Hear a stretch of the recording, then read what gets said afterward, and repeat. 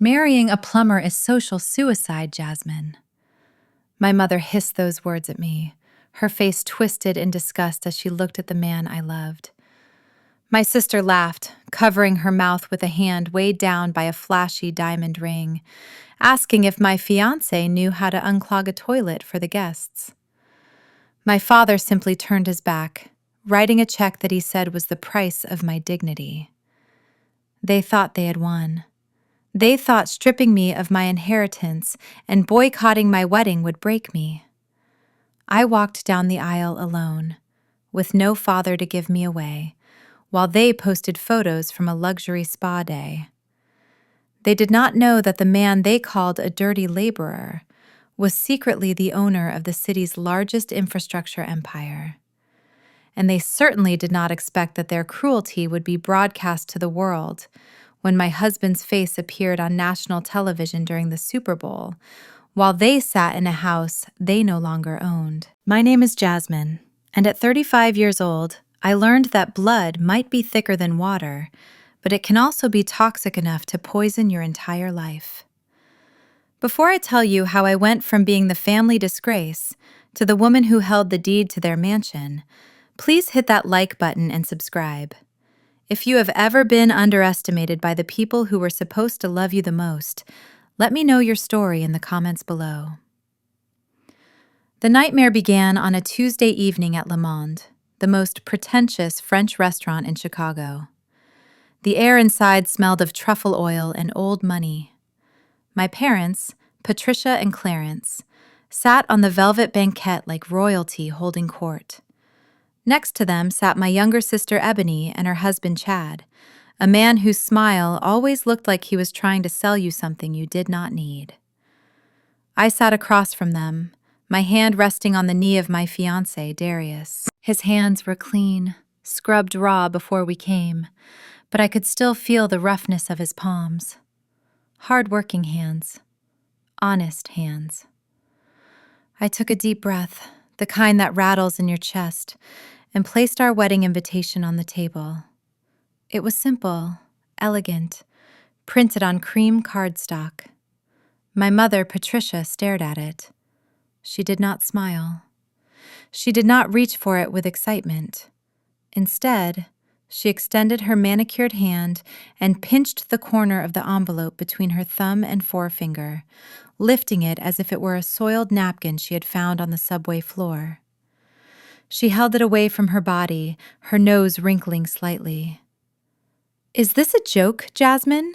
she asked, her voice low and dangerous. I straightened my back. "No, Mother. We set the date. It is next month. We want you there." Patricia dropped the invitation back onto the table. It landed with a soft thud near the untouched bread basket. She looked at Darius for the first time since we arrived, her gaze sweeping over his off-the-rack suit. It was a decent suit, navy blue, fit him well, but to a woman who could spot a missed stitch from across the room, it probably looked like a costume. "So it is true then," she said, turning her eyes back to me. "You are actually going through with this. You are marrying the water boy." "He is a systems specialist, Mother," I said, my voice tighter than I wanted it to be.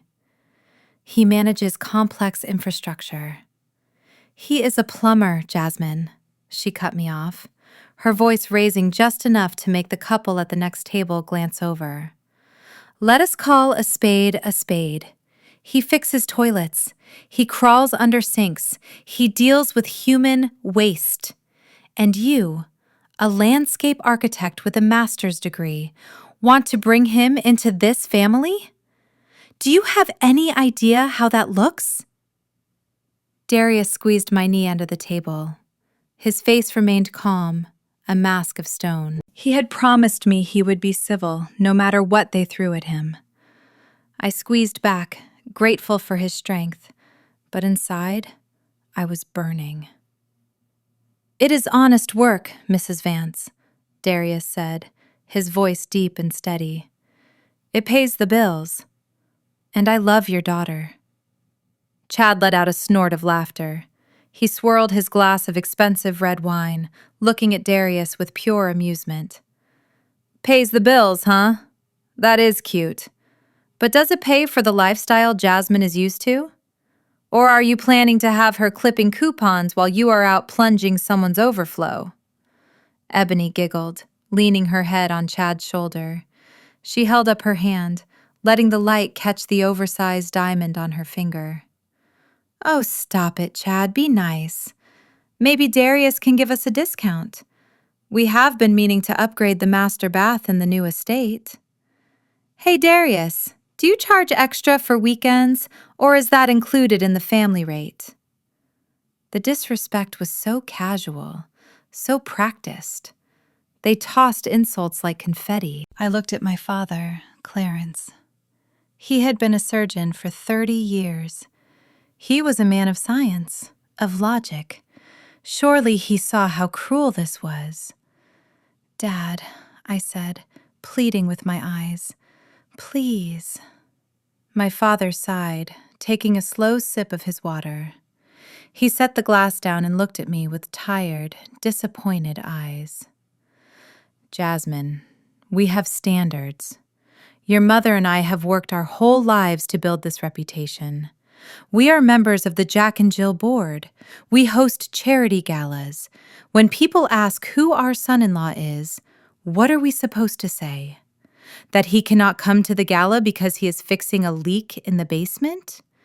He is a good man, I insisted, my voice trembling. He treats me better than anyone ever has. Good men are a dime a dozen, my mother snapped. Successful men are what matters. Look at your sister. Look at Chad. He manages a hedge fund. He is bringing wealth into the family. You are draining it. You are dragging us down into the mud with you. She leaned forward, her eyes narrowing. I will not have it, Jasmine. I will not sit at a wedding table next to people who have dirt under their fingernails. I will not have my friends whispering that the Vance's oldest daughter settled for the help. The waiter arrived then, hovering nervously with a bottle of champagne I had ordered to celebrate. Is this a bad time? He asked softly. Take it away, my mother commanded without looking at him. We have nothing to celebrate. The waiter scurried off. The silence that followed was heavy, suffocating. I felt tears pricking my eyes, but I refused to let them fall. I would not give them that satisfaction. Darius cleared his throat. With all due respect, he said, looking my father in the eye, I may not have your pedigree, sir, but I can take care of Jasmine. She will never want for anything. Chad laughed again, louder this time. Buddy, you probably make in a year what I make in a bonus check. Do not embarrass yourself. My father reached into his inner jacket pocket. He pulled out a checkbook. The leather was worn, expensive. He opened it, uncapped a gold fountain pen, and began to write. The scratching sound of the nib on the paper was the only sound at our table. He tore the check out and slid it across the white tablecloth. It stopped right in front of my water glass. I looked down. It was made out to me. $500,000. This is your portion of the family trust, my father said, his voice devoid of emotion. It was supposed to be a wedding gift, but I am making it a severance package. I looked from the check to his face. What are you saying? I am saying you have a choice, my father said. You can take this money, walk out of here, and never see this man again. You start over. Find someone suitable, someone we approve of. Or you choose him. And if I choose him, I asked, my heart pounding against my ribs. My mother answered for him. If you choose him, you are cut off, not just from the money, Jasmine, from us. Do not expect us at the wedding. Do not expect holiday invites. Do not expect us to acknowledge you. You will be dead to this family. We will not have our name tarnished by your poor decisions." I looked at the check. $500,000. It was enough to start my own landscape firm. It was safety. It was approval. It was everything I had been trained to want since I was a little girl. Then I looked at Darius. He was not looking at the money. He was looking at me. His eyes were not pleading. They were patient. He was letting me choose. He was willing to walk away if that was what I needed, or stand by me if I stayed. In his silence, I saw more dignity than in all of my family's shouting. I looked at Ebony. She was smirking, tracing the rim of her wine glass, waiting for me to fold. She knew I always folded. I was the peacemaker, the quiet one, the one who desperately wanted Mommy and Daddy to say, "Good job." But looking at them now, seeing the sneer on my mother's face and the cold indifference in my father's eyes, something inside me snapped. It was not a loud snap. It was the quiet sound of a tether breaking. I reached out and picked up the check. My mother's eyebrows lifted slightly, a triumphant look crossing her face. She thought she had bought me. She thought everyone had a price. I held the check up so they could all see it. Then, slowly, deliberately, I tore it down the middle. The sound of the ripping paper was louder than a gunshot in that quiet restaurant. My mother gasped, her hand flying to her pearls. My father's jaw dropped. Chad stopped mid-sip. I put the two halves together and tore them again, and again, until the $500,000 was nothing but blue and white confetti on the table. "Keep your money," I said, my voice surprisingly steady. "And keep your reputation. If loving a man who works with his hands makes me a disgrace, then I am proud to be one." "Jasmine, don't you dare," my father warned, standing up. "If you walk out that door, there is no coming back." I stood up. Darius stood with me, his presence a warm wall at my back. "I am not the one leaving, Dad," I said. "You left me a long time ago. You just waited until today to make it official." I took Darius's hand. "Come on, baby. Let's go get a burger. The air in here is toxic." We turned and walked away. I could feel their eyes boring into my back. I could hear my mother hissing my name, telling me to come back and apologize. I heard Chad laughing, calling me a fool. But for the first time in 35 years, I didn't care. As we pushed through the heavy glass doors of the restaurant and stepped out into the cool Chicago night, I felt a strange lightness. I had just lost my family. I had just lost a fortune. But as Darius wrapped his arm around my waist and pulled me close, kissing the top of my head, I knew I had won something much more valuable. I just didn't know yet that the war had only just begun. And I definitely didn't know that while I was worrying about paying for a wedding venue, the man holding my hand was silently planning a reveal that would bring my family to their knees. But that is getting ahead of myself. First, I had to survive the loneliest walk of my life, down the aisle. The church we chose was not the sprawling limestone cathedral where my parents had been married 35 years ago. It was a small, weathered chapel on the south side of the city, with stained glass windows that had been repaired more times than they had been cleaned, and wooden pews that creaked under the weight of history. It smelled of beeswax and old hymnals, a scent that grounded me even as my world felt like it was spinning off its axis. I stood in the vestibule, the heavy oak doors closed between me and my future. My dress was simple, a silk slip gown I had bought off the rack because my father had frozen my credit cards the day after the dinner at Le Monde. I ran my hands over the fabric, trying to smooth out invisible wrinkles, trying to calm the tremors that started in my fingertips and radiated all the way to my heart. This was the moment every girl dreams of, the moment I had rehearsed in my head 1,000 times since I was a child. In those dreams, my father was always there, looking dapper in a tuxedo, tears in his eyes as he told me I was beautiful. In those dreams, my mother was fussing over my veil, whispering advice about love and patience. I looked at the empty space beside me. There was no tuxedo. There was no fussing. There was just the dust motes dancing in the shaft of light coming through the transom window. I pulled my phone from the hidden pocket of my dress. I knew I should not look. I knew it would only bring pain. But a small, foolish part of me still hoped.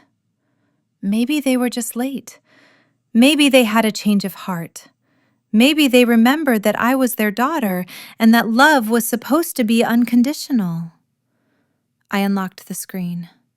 One new message from Mother. I opened it, my breath hitching in my throat. It was a photo. Not of them in the car rushing to get here. It was a selfie. My mother and Ebony were wearing fluffy white robes, their hair wrapped in towels, holding cucumber slices over their eyes. The caption read simply, "Enjoying a much-needed detox at the spa. Hope you are happy with your little party. Do not expect a gift. We are using that money for facials." I stared at the screen until the pixels blurred. They were not just absent. They were celebrating their absence. They were laughing at my pain, scrubbing away the thought of me with expensive exfoliants. I dropped the phone back into my pocket. It felt heavy, like a stone dragging me down. I took a deep breath, trying to keep the tears from spilling over. I would not cry. I would not ruin my makeup for people who chose a mud mask over my wedding day. The organ music began to swell. It was a rich, deep sound that vibrated through the floorboards. It was time.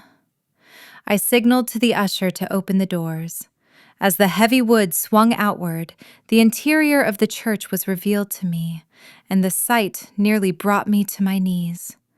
The contrast was so sharp, it looked like a deliberate art installation about class warfare. On the left side, the groom's side, the pews were packed. Shoulder to shoulder, men and women sat in their Sunday best. These were Darius's people. I saw men with necks thick from labor, wearing suits that strained at the shoulders. I saw hands resting on pew backs that were scarred and calloused, hands that knew the value of hard work. There were grandmothers in hats so elaborate they defied gravity, and children trying to sit still in starched collars. The energy coming from that side was warm, boisterous, and full of genuine joy. Then I looked to the right, my side. The first 10 rows were completely empty. The polished wood of the pews gleamed under the lights, a barren wasteland where my family should have been. My aunts, my uncles, my cousins, the society friends my parents had spent decades cultivating. None of them were there. The emptiness was loud. It was a physical blow, a public declaration that I was unloved, unwanted, and unworthy. I could feel the eyes of Darius's guests shifting from the empty pews to me. I could hear the soft rustle of whispers. They were not malicious, but they were confused. Where is her family? Why is she alone? I took a step forward, and my leg trembled so hard I almost stumbled. The aisle looked endless, a mile of red carpet that I had to walk alone, while hundreds of people watched my shame. I cannot do this, I thought. The panic rose in my chest, tight and suffocating. I am going to faint. I am going to turn around and run. Suddenly, a heavy boot stepped onto the floorboard beside me. I looked up, startled. Standing there was a man I had only met twice. Uncle Jeremiah. He was Darius's uncle, a retired steelworker who walked with a severe limp from an accident at the mill 20 years ago. He was wearing a gray suit that was at least a decade old, and his tie was a little crooked. He looked at the empty space beside me, then at the empty pews, and his face hardened. He did not look at me with pity. He looked at me with a fierce, protective determination. "A bride does not walk alone," he rumbled, his voice gravelly and deep. "Not into this family." He held out his arm. It was bent at the elbow, stiff and formal. I looked at his face. His skin was weathered, etched with deep lines of exhaustion and laughter. His eyes were kind. "May I?" he asked. A sob caught in my throat, but I swallowed it down. I nodded, slipping my hand through his arm. His suit fabric was rough wool, scratchy against my skin, and he smelled of peppermint and Old Spice. It was the best smell in the world. "We walk together, Jasmine," he whispered. "Chin up. You are a queen today. Do not let them see you bleed." We began to walk. Uncle Jeremiah's limp gave our procession a slow, rhythmic cadence. Step, drag, step. It wasn't the graceful glide I had practiced, but it felt solid. It felt real. As we passed the empty pews, I kept my eyes forward. I focused on Darius standing at the altar. He was looking at me, and the expression on his face broke my heart and put it back together all at once. He saw the empty seats. He saw the text message I had undoubtedly received. He saw the humiliation burning my cheeks, and he looked at me like I was the only person in the universe. He looked at me with a pride so intense it filled the cavernous room. When we reached the altar, Uncle Jeremiah patted my hand. "You got a good one, girl," he whispered. Then he kissed my cheek and took his seat in the front row of the groom's side, leaving the front row of the bride's side conspicuously, defiantly empty. I stood before Darius. He took my hands in his. His palms were warm and dry. He ran his thumbs over my knuckles, grounding me. "I am sorry," I mouthed to him, a tear finally escaping. "I am so sorry about my family." He shook his head slightly. "You are my family," he whispered back. The ceremony was short, but every word felt heavy with meaning. The pastor, a man who had known Darius since he was a boy, spoke about resilience. He spoke about how love is not a feeling, but a labor. Then it was time for the vows. We had decided to write our own. I went first, my voice shaking as I promised to love him through poverty and plenty, though my parents believed only the poverty part applied. Then Darius took a breath. He looked deep into my eyes, ignoring the crowd, ignoring the empty seats. "Jasmine," he began, his voice echoing in the quiet church. "I do not have a fancy pedigree. I cannot give you a title, and I cannot give you the approval of people who measure worth in bank accounts. I work with pipes and concrete.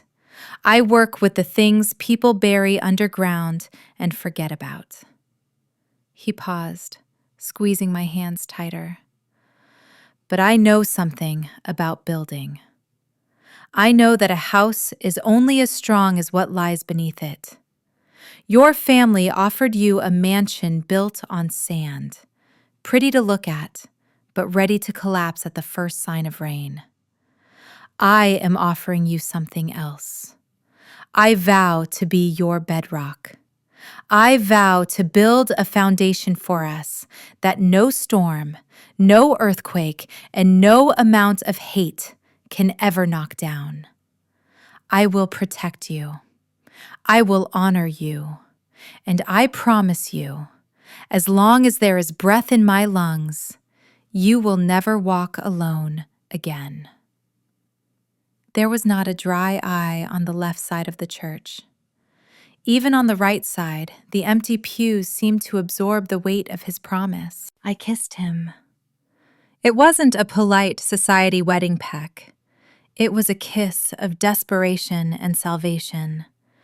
I kissed him like he was the only solid thing in a world that had turned to liquid.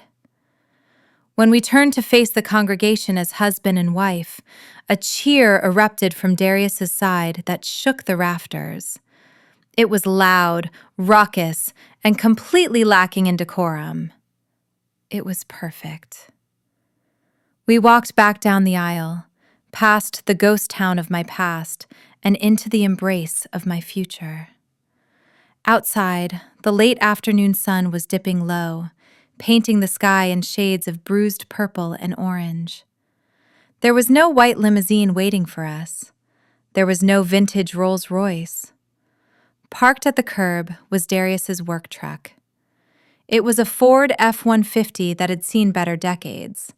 The paint was peeling, revealing patches of rust like old scars. The bed was scratched and dented. Someone, likely his cousins, had tied a string of empty soup cans and soda bottles to the bumper and written, "Just married," in shaving cream on the back window. I stopped and looked at it. My mother would have fainted.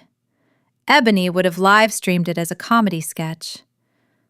Darius looked at me nervously. "The town car I ordered got a flat," he lied. I knew he was lying. He wanted to give me an out. He wanted to see if I was truly ready for this life. I laughed. It was a genuine bubble of laughter that rose from my chest. "It is perfect," I said. I gathered up the skirt of my silk dress and climbed into the passenger seat. The interior smelled of coffee and sawdust. The dashboard was cracked. Darius climbed in the driver's side and cranked the engine. It roared to life with a cough and a sputter, a sound that was aggressively unrefined. As we drove away, the cans rattling loudly behind us, creating a cacophony that echoed through the quiet streets, I saw a black sedan parked across the street. The window was tinted, but I recognized the license plate. It was one of my father's friends. Spies. They were watching, and by tomorrow morning, the story would be circulating through every country club and boardroom in Chicago. Poor Jasmine. She really hit rock bottom. Did you see the truck? She is probably going to be living in a trailer park by Christmas. Let them talk, I thought, as I rested my head on Darius's shoulder. Let them think I have drowned in poverty. Let them gloat. Because little did they know, the man driving this rusted truck had just closed a deal to overhaul the water system for the entire tri-state area. Little did they know that the house we were driving to wasn't a trailer, but a historic estate that Darius had bought through a shell company so my father wouldn't know he was the buyer. They thought this was the end of my story. But as the city skyline faded in the rearview mirror, I knew it was just the opening credit. The real show was about to begin, and they were going to have front row seats to their own destruction. 6 months into my marriage, my life was covered in a thick layer of drywall dust. To the outside world, specifically the neighbors who crossed the street to avoid walking past our property, it looked like Darius and I were living in a condemned ruin. The Victorian mansion on the corner of Oak and 4th had been empty for a decade before we signed the deed. It was a sprawling beast of a structure with boarded-up windows, a sagging porch, and a yard that had been reclaimed by aggressive ivy and stubborn weeds.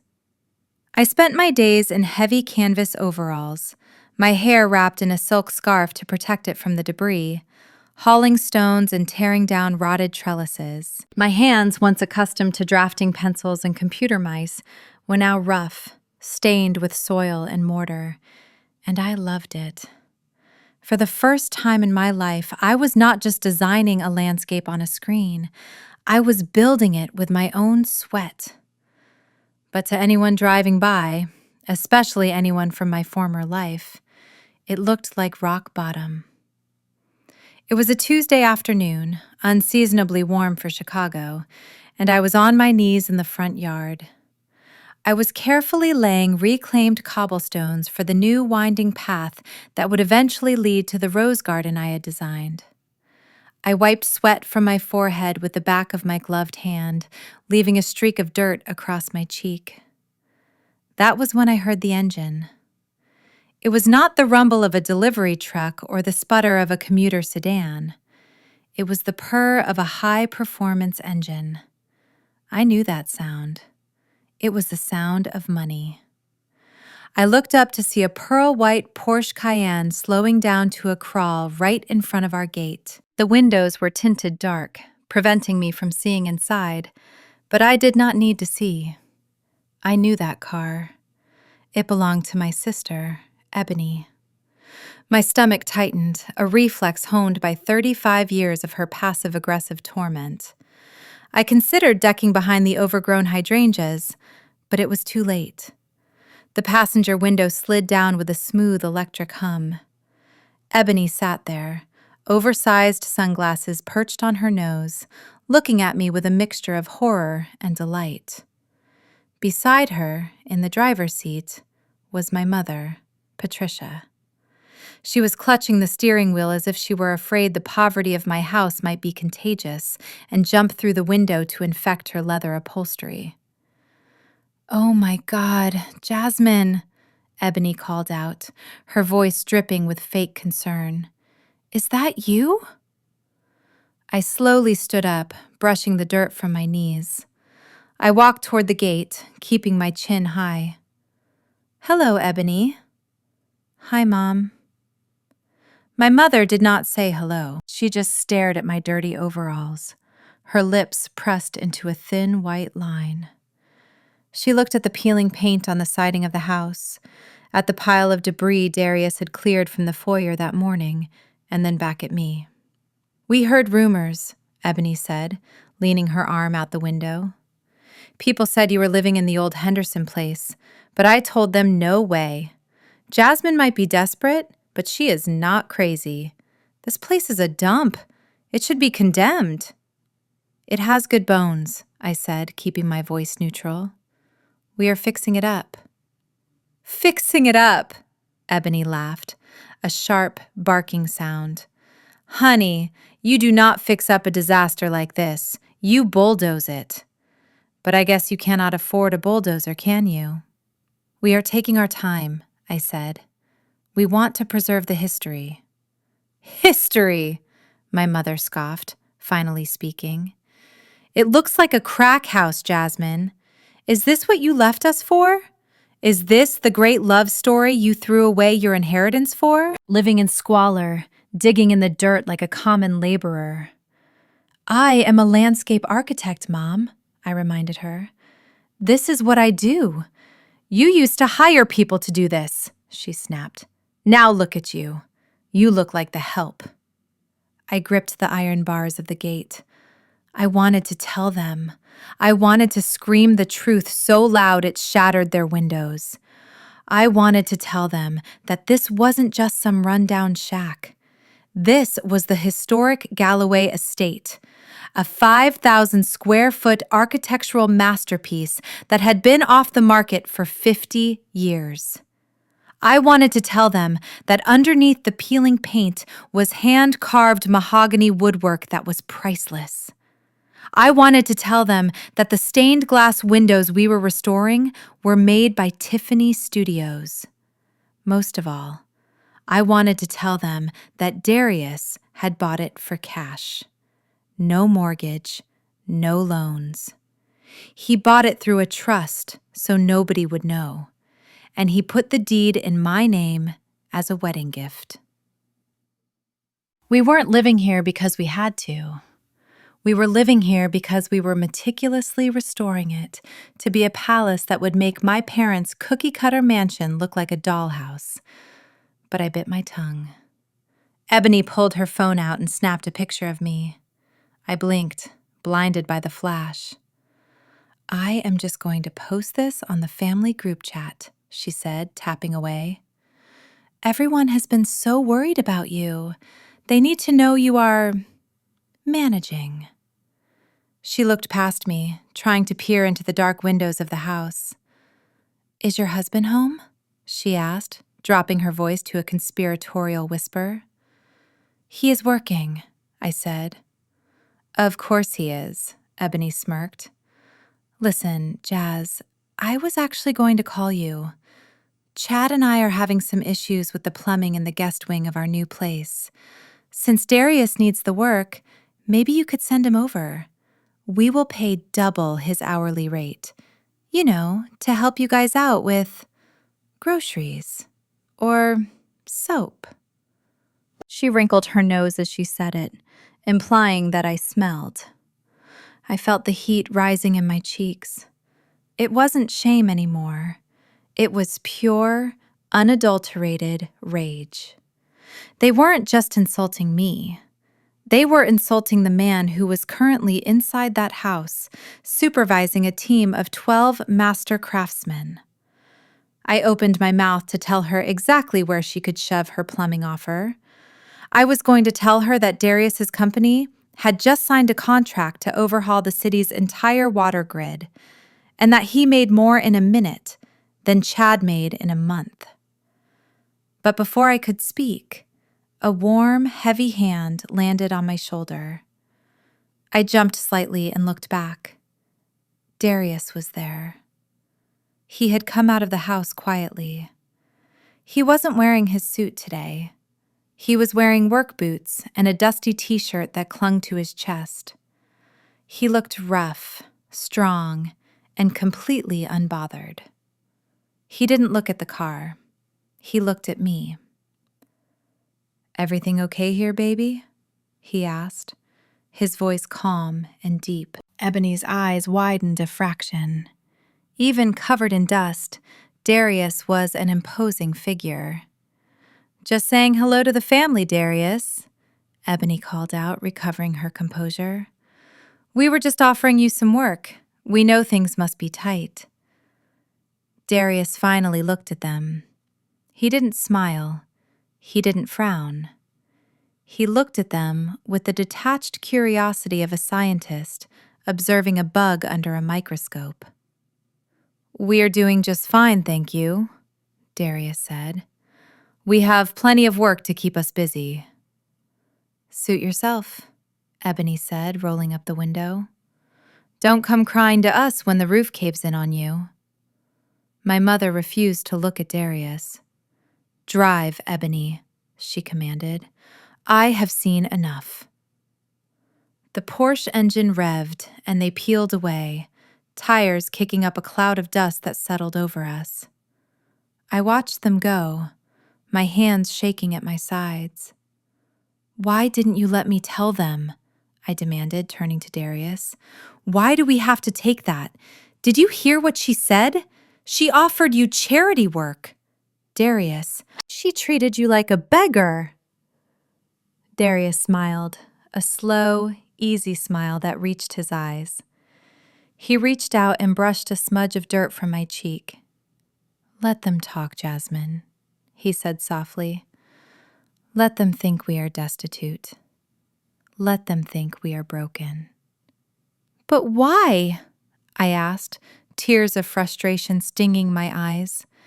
It hurts, Darius. It hurts to have them look at me like I am garbage. Because, he said, pulling me into his arms, the louder they laugh now, the quieter they will be when the truth comes out. If we tell them now, they will just be jealous. They will try to tear it down. They will find a way to ruin it. But if we wait, if we let them build their entire reality around the idea that we are failures, then when we finally reveal who we really are, it won't just prove them wrong. It will shatter their world. He kissed my forehead. Silence is a weapon, Jasmine, and we are loading the gun. Come inside. I want to show you what we found behind the plaster in the library. I think it is an original fresco. I took a deep breath, inhaling the scent of sawdust and his cologne. He was right. He was always right. I nodded and followed him back toward the house. As we walked up the crumbling steps of the porch, my phone buzzed in my pocket. I pulled it out, expecting a text from Ebony, maybe the photo she had just taken with a cruel caption. But it wasn't a text. It was an email notification. Subject: Items for sale, Jasmine's room. My heart stopped. I clicked on the link. It took me to an auction site. There, on the screen, were my things. Not just furniture. It was my life. My first drafting table, the one my grandfather had given me before he passed. My award ribbons from high school track. The collection of vintage botany books I had spent years curating. Even the dollhouse I had built from scratch when I was 10 years old. The description read, "Owner moving on, clearing out clutter from old bedroom. All items must go. Cheap prices for quick sale." I stared at the screen, my thumb hovering over the pictures. They weren't just ignoring me. They were erasing me. They were selling my memories to strangers for pennies, not because they needed the money, but because they wanted to scrub my existence from their perfect home. They were treating me like I was already dead. I stopped walking. Darius turned back, seeing the look on my face. "What is it?" he asked. I held up the phone. He looked at the screen, scrolling through the items. His jaw tightened. The calm demeanor cracked just for a second, revealing a flash of cold, hard anger underneath. He didn't say a word. He just took his phone out of his pocket and dialed a number. "Make the call," he said into the phone, his voice low. "Buy it all. Everything on the list. Use the anonymous buyer account. Have it shipped to storage unit B." He hung up and looked at me. "They can sell your things, Jasmine, but they can't sell your soul. And they definitely can't sell your future. We are going to get it all back. And then we are going to take everything else, too." He opened the heavy oak door of our mansion, revealing the grand foyer where sunlight streamed through the dust, illuminating the path to a future they could never touch. I stepped inside, leaving the dust of their judgment on the doormat. The renovation was far from over, but the demolition of my old life was complete. Now, it was time to build. Thanksgiving has always been a weaponized holiday in my family. It was never really about gratitude. It was about performance. It was the annual audit of who was successful, who was failing, and who could afford the most expensive bottle of wine to place on the table. For 34 years, I had played the game, wearing the itchy velvet dresses my mother picked out and smiling until my jaw ached. This year was different. This year, I was coming not as the obedient daughter, but as the outcast wife of a man they despised. I should have stayed home. Darius had suggested we stay at our renovation project, order Chinese food, and eat on the floor in front of the fireplace we had just restored. But I was stubborn. I still had that foolish, childlike hope that maybe, just maybe, the spirit of the holiday would soften their hearts. We spent the morning baking. Darius, with his large, capable hands, had rolled out the dough for a sweet potato pie. It was his grandmother's recipe, rich with spices and molasses, a pie that smelled like home. We placed it in a simple white box, tied it with a ribbon, and drove to my parents' estate in our battered truck. When we pulled into the long, circular driveway, I saw the lineup of luxury cars. There was my father's Mercedes, my mother's Range Rover, and Chad's obnoxious bright red Ferrari parked right in the center, taking up 2 spaces. Our truck looked like a rusted scar against the pristine landscaping. We walked up the front steps, Darius holding the pie box carefully. I rang the bell, the chimes echoing deep inside the house. I straightened my coat, preparing my smile. The door opened, but it wasn't my mother or father. It was Mrs. Higgins, the housekeeper who had practically raised me. She looked tired, her eyes darting nervously over my shoulder. "Miss Jasmine," she whispered, not opening the door fully. "Oh, honey, you look beautiful." "Hi, Mrs. Higgins," I said, reaching out to hug her. "We are here for dinner." She didn't open the door wider. Instead, she bit her lip, looking down at her shoes. "Your mother, she gave me strict instructions. She said that if you came, you were to use the service entrance around the back. She said she does not want work boots on the marble foyer." I felt Darius stiffen beside me. I looked down at his boots. They were clean. He had polished them specifically for today. "It is okay, Mrs. Higgins," Darius said gently, his voice calm. "We do not want to get anyone in trouble. We will go around." He took my hand and led me down the steps, past the Ferrari, and around the side of the house towards the garbage cans and the mudroom door. I felt a hot tear of humiliation slide down my cheek. I was the daughter of this house. Yet I was being ushered in through the door they used for the caterers and the pool cleaners. We entered the kitchen. It was chaotic and hot, filled with steam and the smell of roasting turkey. The catering staff was rushing back and forth with silver platters. Through the swinging door, I could hear laughter and the clinking of crystal from the dining room. My mother pushed through the swinging door, holding an empty wine glass. She stopped dead when she saw us standing by the industrial fridge. She was wearing a dress that cost more than my first car, and her hair was sprayed into a helmet of perfection. "So, you decided to show up," she said, her tone devoid of warmth. "And you brought a box." "It is a sweet potato pie, Mom," I said. "Darius made it." She looked at the box with disdain. "Store-bought, I assume. We have a French pastry chef preparing dessert, Jasmine. We do not need your contributions. But I suppose we can leave it on the counter for the staff." She turned to leave, then paused. "Oh, and about seating. We are at capacity in the dining room. Chad brought some very important investors for his new venture, and we simply cannot squeeze in 2 more chairs. You understand. Business comes first." I stared at her. There was a table that seated 20 people in that dining room. I knew for a fact there were only 12 people there. "So where do you want us to sit?"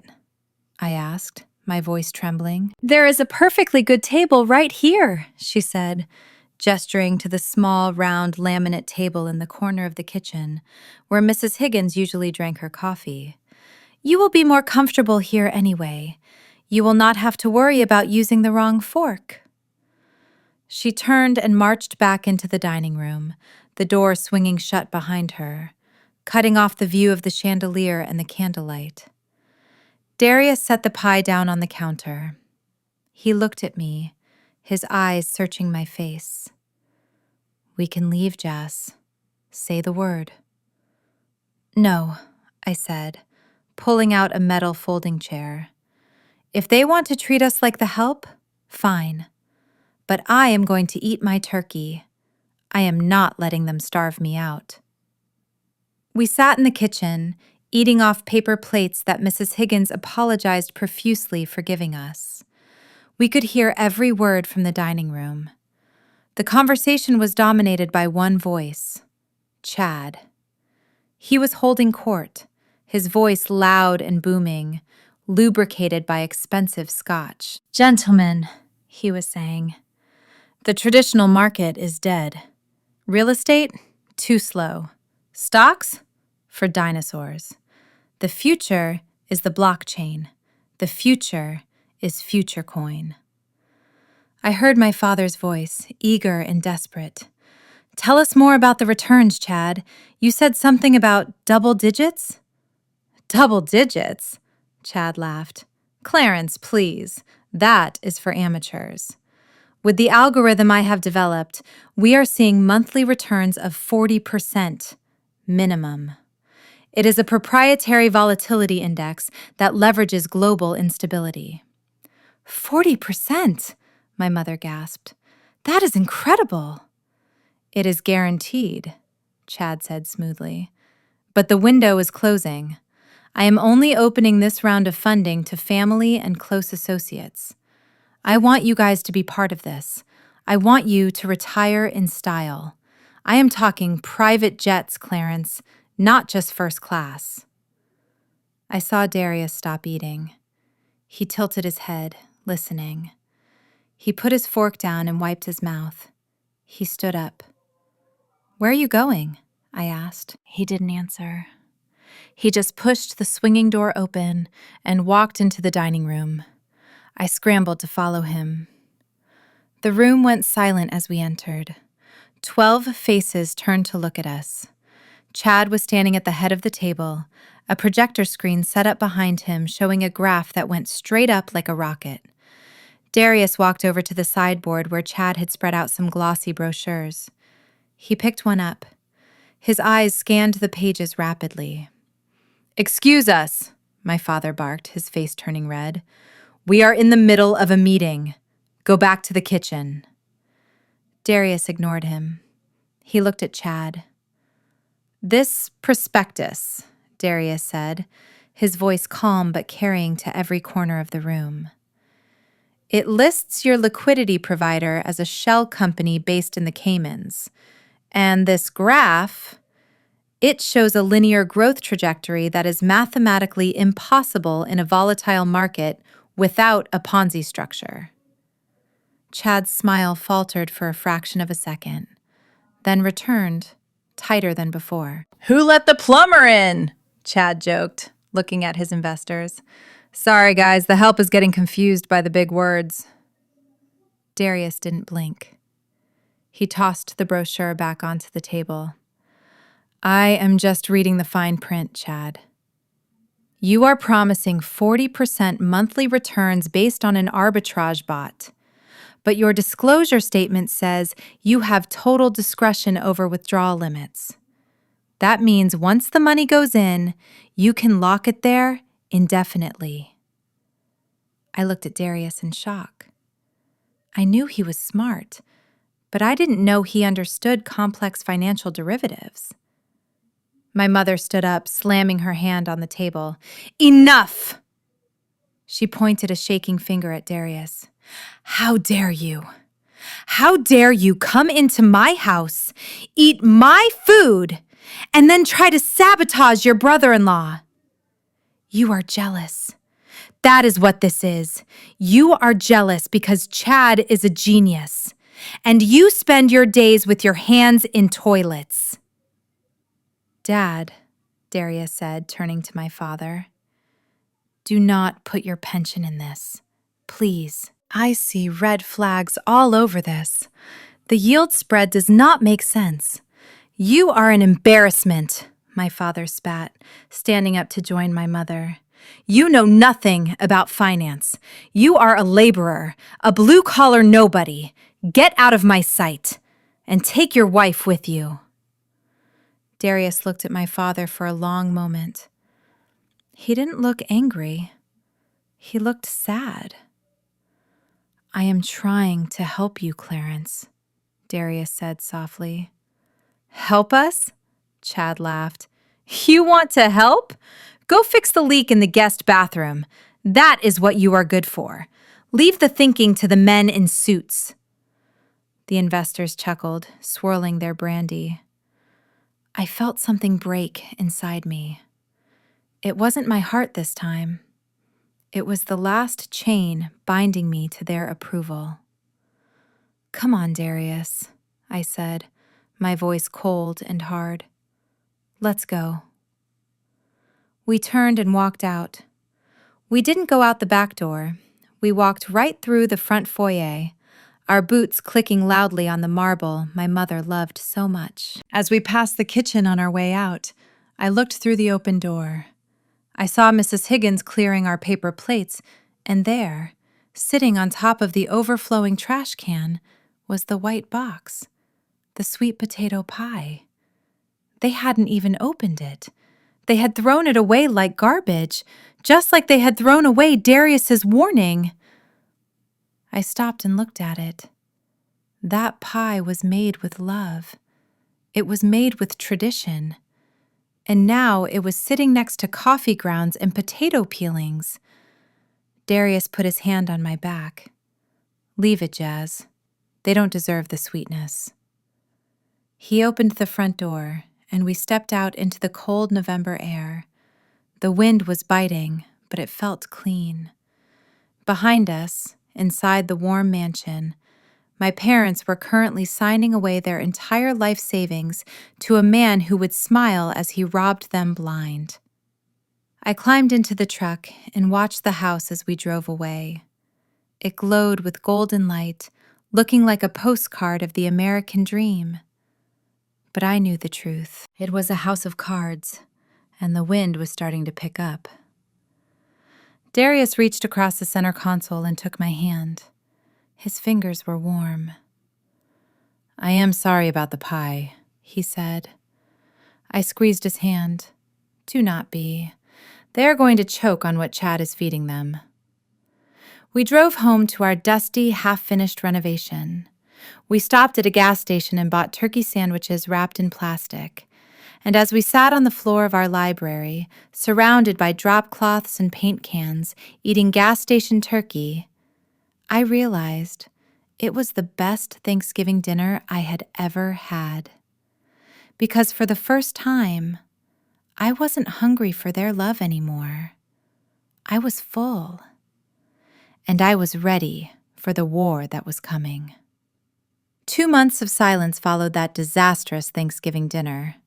But it was not the quiet kind of silence that brings peace. It was the heavy, suffocating silence of a gathering storm. While Darius and I worked tirelessly on restoring our home, stripping away layers of rot to reveal the beauty underneath, my parents were busy doing the exact opposite. They were layering a veneer of exorbitant wealth over a foundation that was rapidly crumbling away. I watched it happen from a distance, like witnessing a car crash in slow motion. It started with the rumors swirling around the country club circuit, whispers that reached me through the few sympathetic acquaintances I had left. They said Clarence and Patricia Vance were back on top. They said my father had made a killing in the crypto market. They said they were spending money as if it had an expiration date. The truth, as I later learned, was far more insidious. It began on a snowy Tuesday evening in my parents' study. Chad had come over with his tablet, his face glowing with the manufactured enthusiasm of a con artist. He sat my parents down and opened the Future Coin app. The interface was sleek, designed to trigger the same dopamine receptors as a slot machine. "Look at this, Clarence," Chad had said, pointing to a graph that defied all laws of economics. My father put on his reading glasses, squinting at the screen. The number displayed in bold green font was staggering. Their initial investment of $2 million, their entire retirement nest egg, was now showing a balance of $4 million.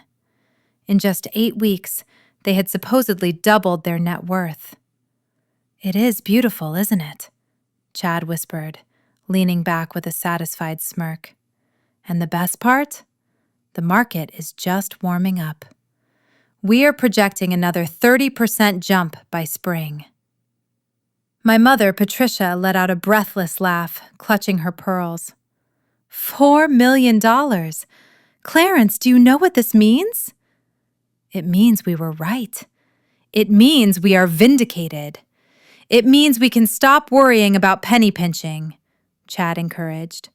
Why wait to enjoy your success? The money is there. It is real. Live a little.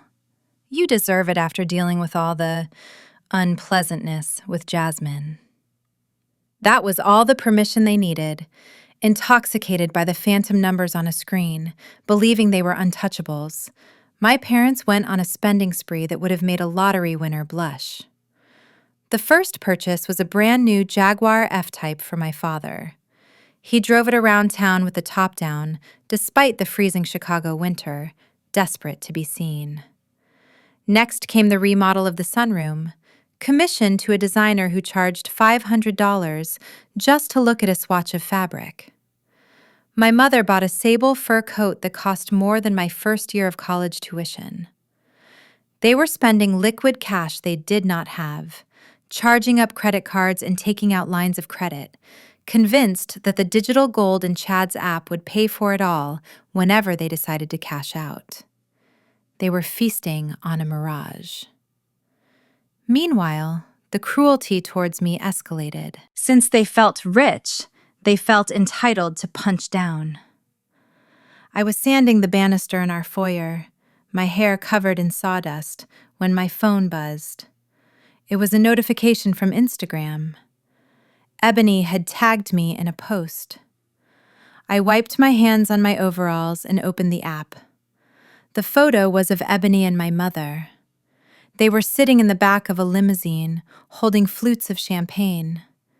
They were draped in designer logos from head to toe, looking at the camera with expressions of haughty superiority. The caption read, simply and brutally, "Thank God I waited for a king instead of settling for a peasant." Some of us were born to wear crowns, and some were born to clean up our trash. #blessed, #levels, #sorry not sorry. She had tagged me right over the image of a trash can visible on the street corner outside the limo window. I stared at the screen, my thumb hovering over the glass. It was so petty, so childish. But it stung. It stung because I knew exactly what she was doing. She was rewriting history. She was painting me as the failure and herself as the victor, using money that didn't even exist. I felt a shadow fall over me. Darius was standing there, holding 2 mugs of coffee. He looked at my face, then at the phone in my hand. He didn't say anything. He just set the coffee down on the drop cloth and gently took the phone from my fingers. He looked at the photo. He read the caption. His expression didn't change, but his eyes grew dark, like the ocean before a hurricane. "She thinks she is a queen," Darius said quietly, his voice devoid of humor. I sighed, taking the coffee he offered. "Let her have her fun. It is all they have, Darius. Appearances." Darius shook his head slowly. "No, Jas, it is not all they have. They also have debt, massive amounts of it." He walked over to his laptop, which was sitting on a stack of drywall sheets. It was a high-powered machine, looking out of place in our construction zone. He typed in a password and beckoned me over. I stood behind him, looking at the screen. It was filled with complex spreadsheets and legal documents. "What am I looking at?" I asked. Darius pointed to a row of figures. "This is your parents' mortgage, or rather, their second mortgage. They took it out last week, a bridge loan with a variable interest rate that borders on predatory. They leveraged the house to give Chad more money." My hand flew to my mouth. "Oh my God, they put the house up?"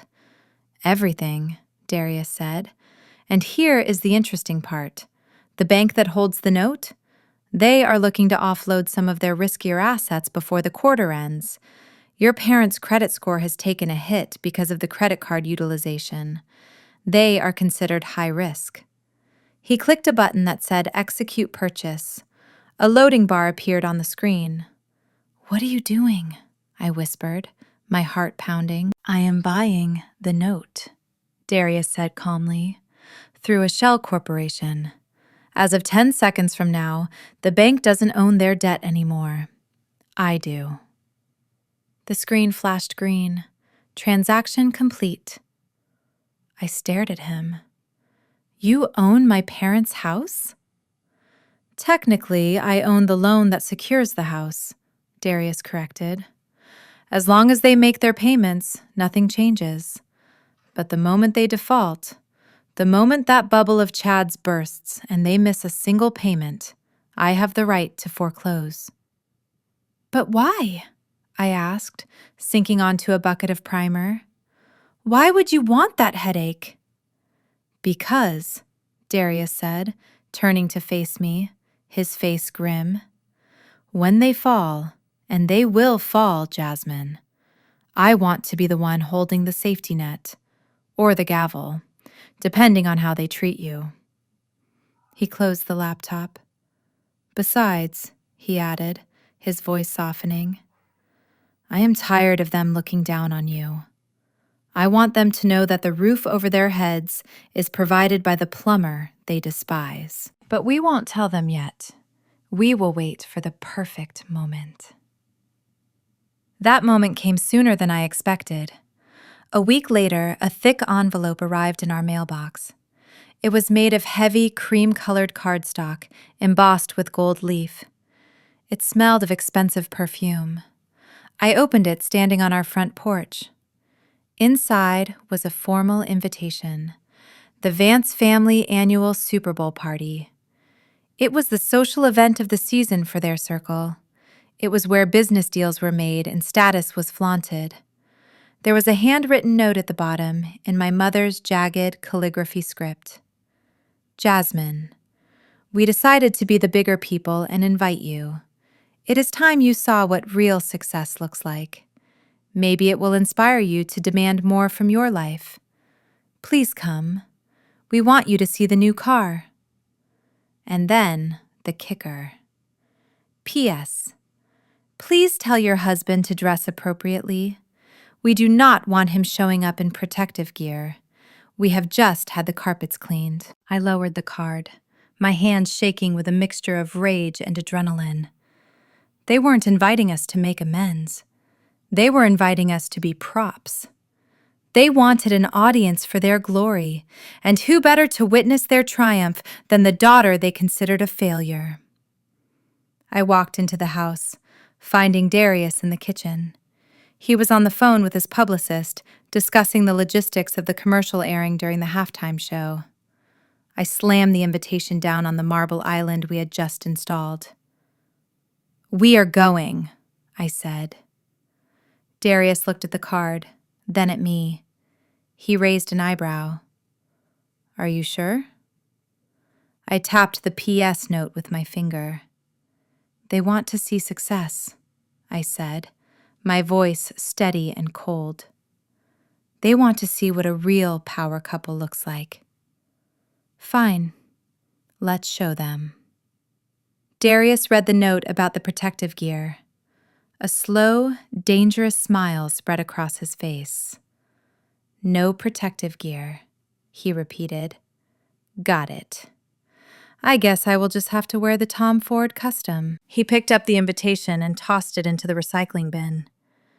Get your hair done, Jasmine, he said. And buy a new dress. Not off the rack. Something custom. Something that says you own the room. Because by the end of the night, you practically will. The trap was set. They thought they were inviting the sheep to the slaughter, but they had just opened the door to the wolf. And the wolf was wearing a tuxedo. The night of the Super Bowl arrived, draped in the kind of freezing Chicago wind that rattles window panes. But inside my parents' estate, the air was hot with arrogance and expensive cologne. I pulled my car up to the valet stand, ignoring the confused look on the attendant's face when he saw me behind the wheel of a sleek, black sedan instead of the rusted truck he was expecting. I had rented it for the night, a small concession to the role I was playing, but the dress I wore underneath my wool coat was something else entirely. It was a custom piece Darius had commissioned for me weeks ago, back when we first started plotting this reveal. It was a deep emerald velvet that hugged every curve without clinging, structured and fluid all at once. It whispered money. It screamed elegance. And as I stepped through the front doors of the house I grew up in, I felt like a warrior stepping onto a battlefield disguised as a diplomat. The party was in full swing. My mother had outdone herself, or rather, she had outspent herself. The foyer was lined with ice sculptures. Waiters in white tuxedos circulated with trays of caviar and truffle arancini. The noise level was deafening, a cacophony of laughter, clinking glasses, and the booming bass of the pregame show echoing from the massive theater room. I handed my coat to the housekeeper, catching a glimpse of myself in the gilded hallway mirror. I did not look like the downtrodden, disowned daughter they wanted me to be. I looked powerful. I took a deep breath, smoothed the velvet at my hip, and walked into the main salon. The conversation died down in waves as I moved through the room. Heads turned, eyes narrowed. I could hear the whispers trailing in my wake like static electricity. Is that Jasmine? I thought they were broke. Look at that dress. It has to be a knockoff, probably a rental. Or she found it at a consignment shop. I kept my head high, a small, unbothered smile playing on my lips. I spotted my mother near the fireplace, holding court with a group of women from the country club. She was wearing gold lame, looking like a trophy that had been polished too many times. When she saw me, her smile faltered, then fixed itself into a mask of pitying condescension. "Jasmine," she called out, her voice shrill enough to cut through the room. "You made it! And look at you! You really tried." She stepped forward, her eyes scanning my dress with the precision of a barcode scanner. She reached out and touched the fabric of my sleeve, rubbing it between her thumb and fingers, expecting cheap polyester. When she felt the heavy, luxurious silk velvet, her brow furrowed in confusion. "Interesting fabric," she said, pulling her hand back. "Very theatrical. Is this from that little costume shop downtown?" "It is custom, Mother," I said smoothly. Ebony appeared at her side, a glass of champagne in one hand and her phone in the other. She was live streaming, of course. "Custom?" Ebony laughed, aiming her phone camera at my face. "You mean you sewed it yourself from old curtains? Oh my God, you are literally Scarlett O'Hara. That is so cute, Jazz." "Trying to keep up appearances," she turned to her followers on the screen. "Guys, look at my big sister. She is so brave, showing up here when she is living in a construction zone. That is confidence." I looked directly into the camera lens. "Hello, Ebony. You look expensive." Ebony preened. "Vintage Chanel. Chad bought it for me with yesterday's earnings." "Speaking of Chad, where is your better half? Where's the plumber? Did you leave him outside to park the cars?" The guests nearby chuckled. My father, standing by the bar, let out a loud snort of amusement. "Darius is working," I said, my voice projecting clearly. "He had a very important deadline tonight, a project that the whole country is watching." Ebony rolled her eyes. "A clogged toilet is hardly a national emergency, Jasmine. But fine. Make excuses. We all know he just didn't have a suit that fit." She turned her back on me, dismissing me as if I were the hired help. "Make yourself useful, Jazz. Grab a drink. Try the caviar. I know you probably haven't eaten real food in weeks."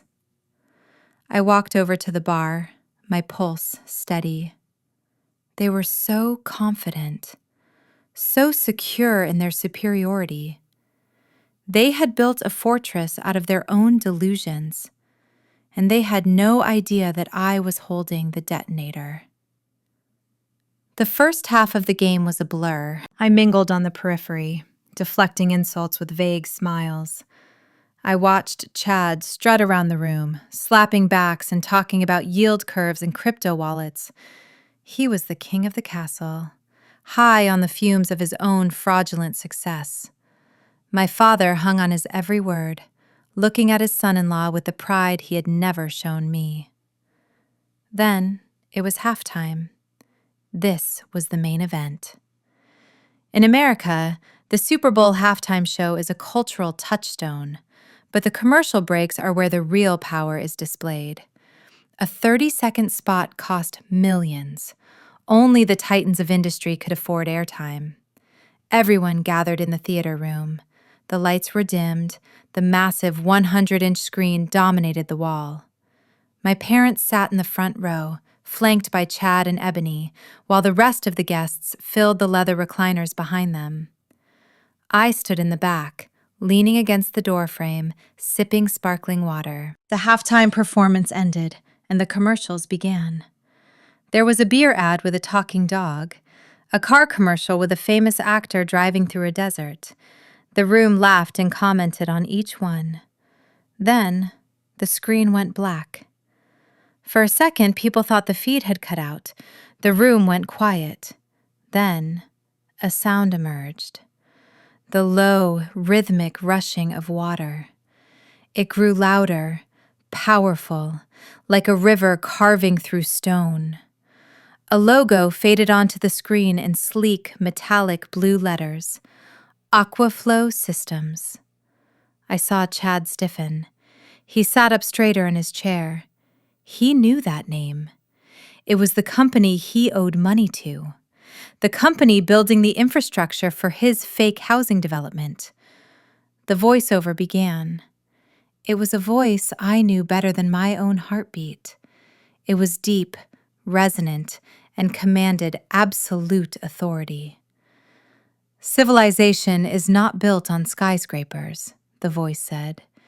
It is not built on stock markets or digital currencies. The screen showed sweeping cinematic drone shots of massive underground tunnels, complex water filtration plants, and steel pipes the size of subway cars being lowered into the earth.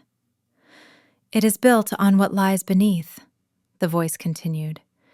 It is built on the flow of life, water, sanitation, infrastructure.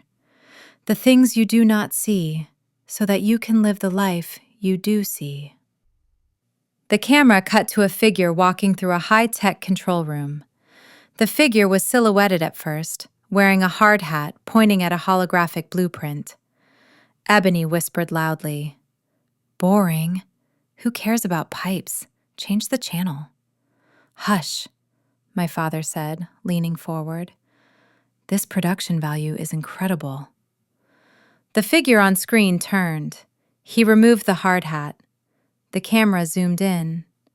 It was Darius. But it was not the Darius they knew. It was not the man in dusty overalls and work boots. He was wearing a charcoal gray Italian suit that fit him like a second skin. His beard was trimmed to perfection. He looked powerful. He looked dangerous. He looked like a king. "I am Darius Vance," he said, looking directly into the camera lens. "Founder and CEO of Aquaflow Systems." The room went deadly silent. I could hear the ice melting in the bucket across the room. The shot changed.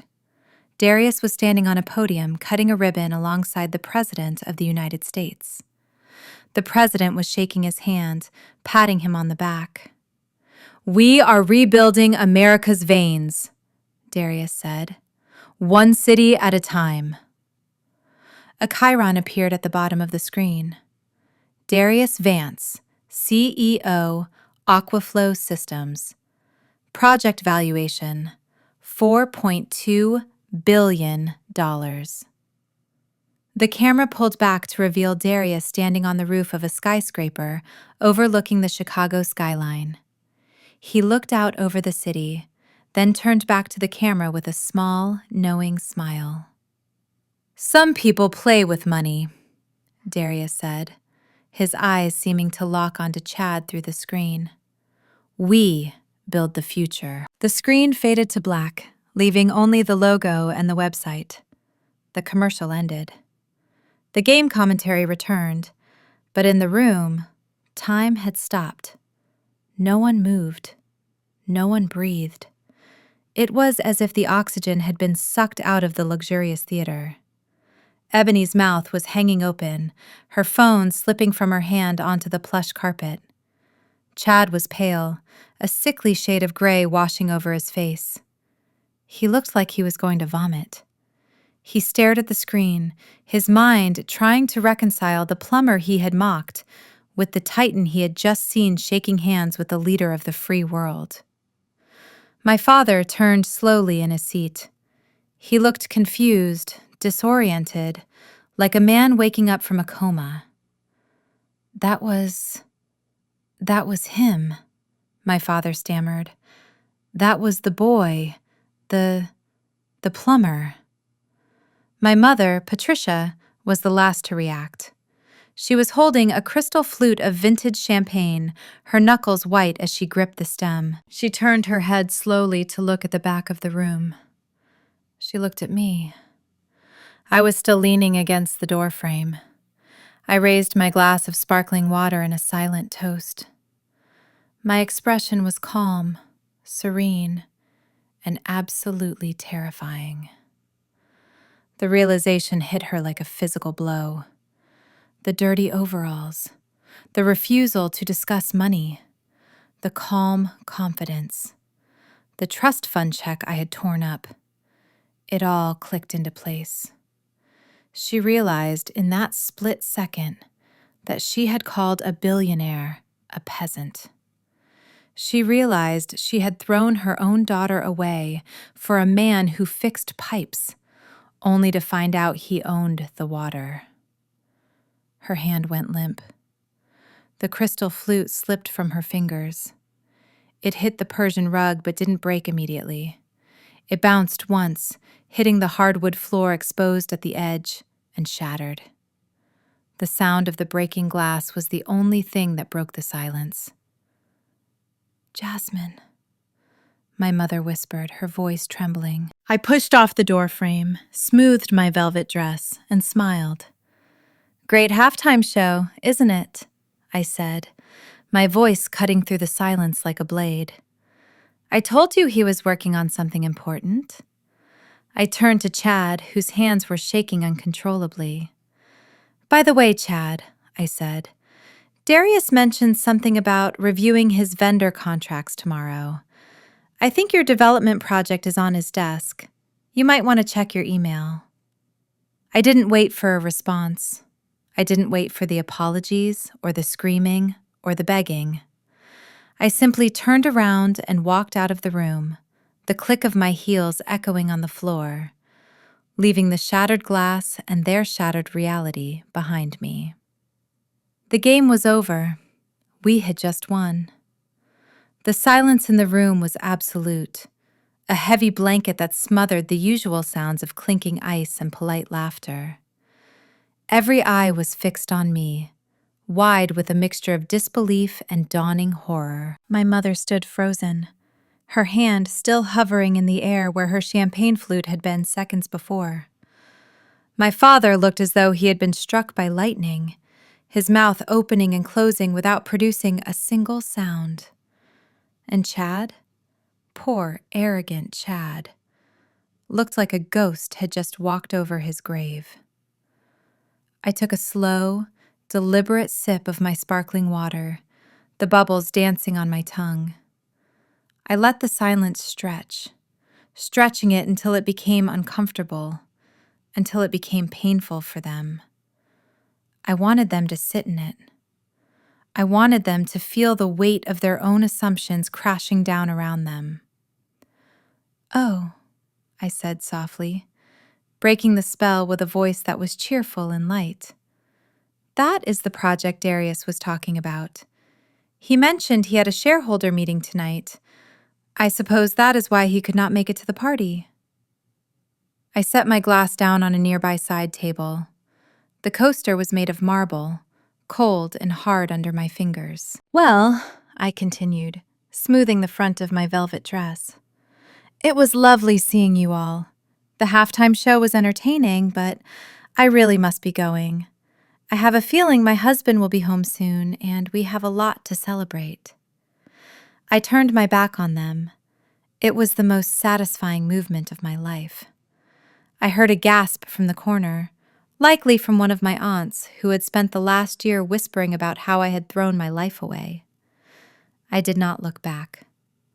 I walked toward the foyer, my heels clicking a steady, confident rhythm on the hardwood floor. "Jasmine, wait!" My father's voice cracked, a desperate, strangled sound. I did not stop. I did not slow down. I walked past the ice sculpture of a swan that was beginning to melt, dripping water onto the expensive tablecloth. I walked past the servers who were staring at me with new respect. I reached the coat check, where Mrs. Higgins was waiting. Her eyes were wide, shining with tears. She had seen the broadcast on the small television in the kitchen. She handed me my coat without a word, but she squeezed my hand tight. I squeezed back, a silent acknowledgement between the only two people in that house who knew the value of loyalty. As I pushed open the heavy front door and stepped out into the biting Chicago wind, the spell inside the house broke. I heard the eruption of voices, a chaotic cacophony of shouting and questions. And then it began. My phone, which I had tucked into my clutch, buzzed. It was a short, sharp vibration. Then another. Then another. By the time I reached the bottom of the front steps, the phone was vibrating so constantly it felt like a living thing trying to escape my purse. I pulled it out, the screen lighting up the darkness of the driveway. Mother. Missed call. Mother. Missed call. Father. Missed call.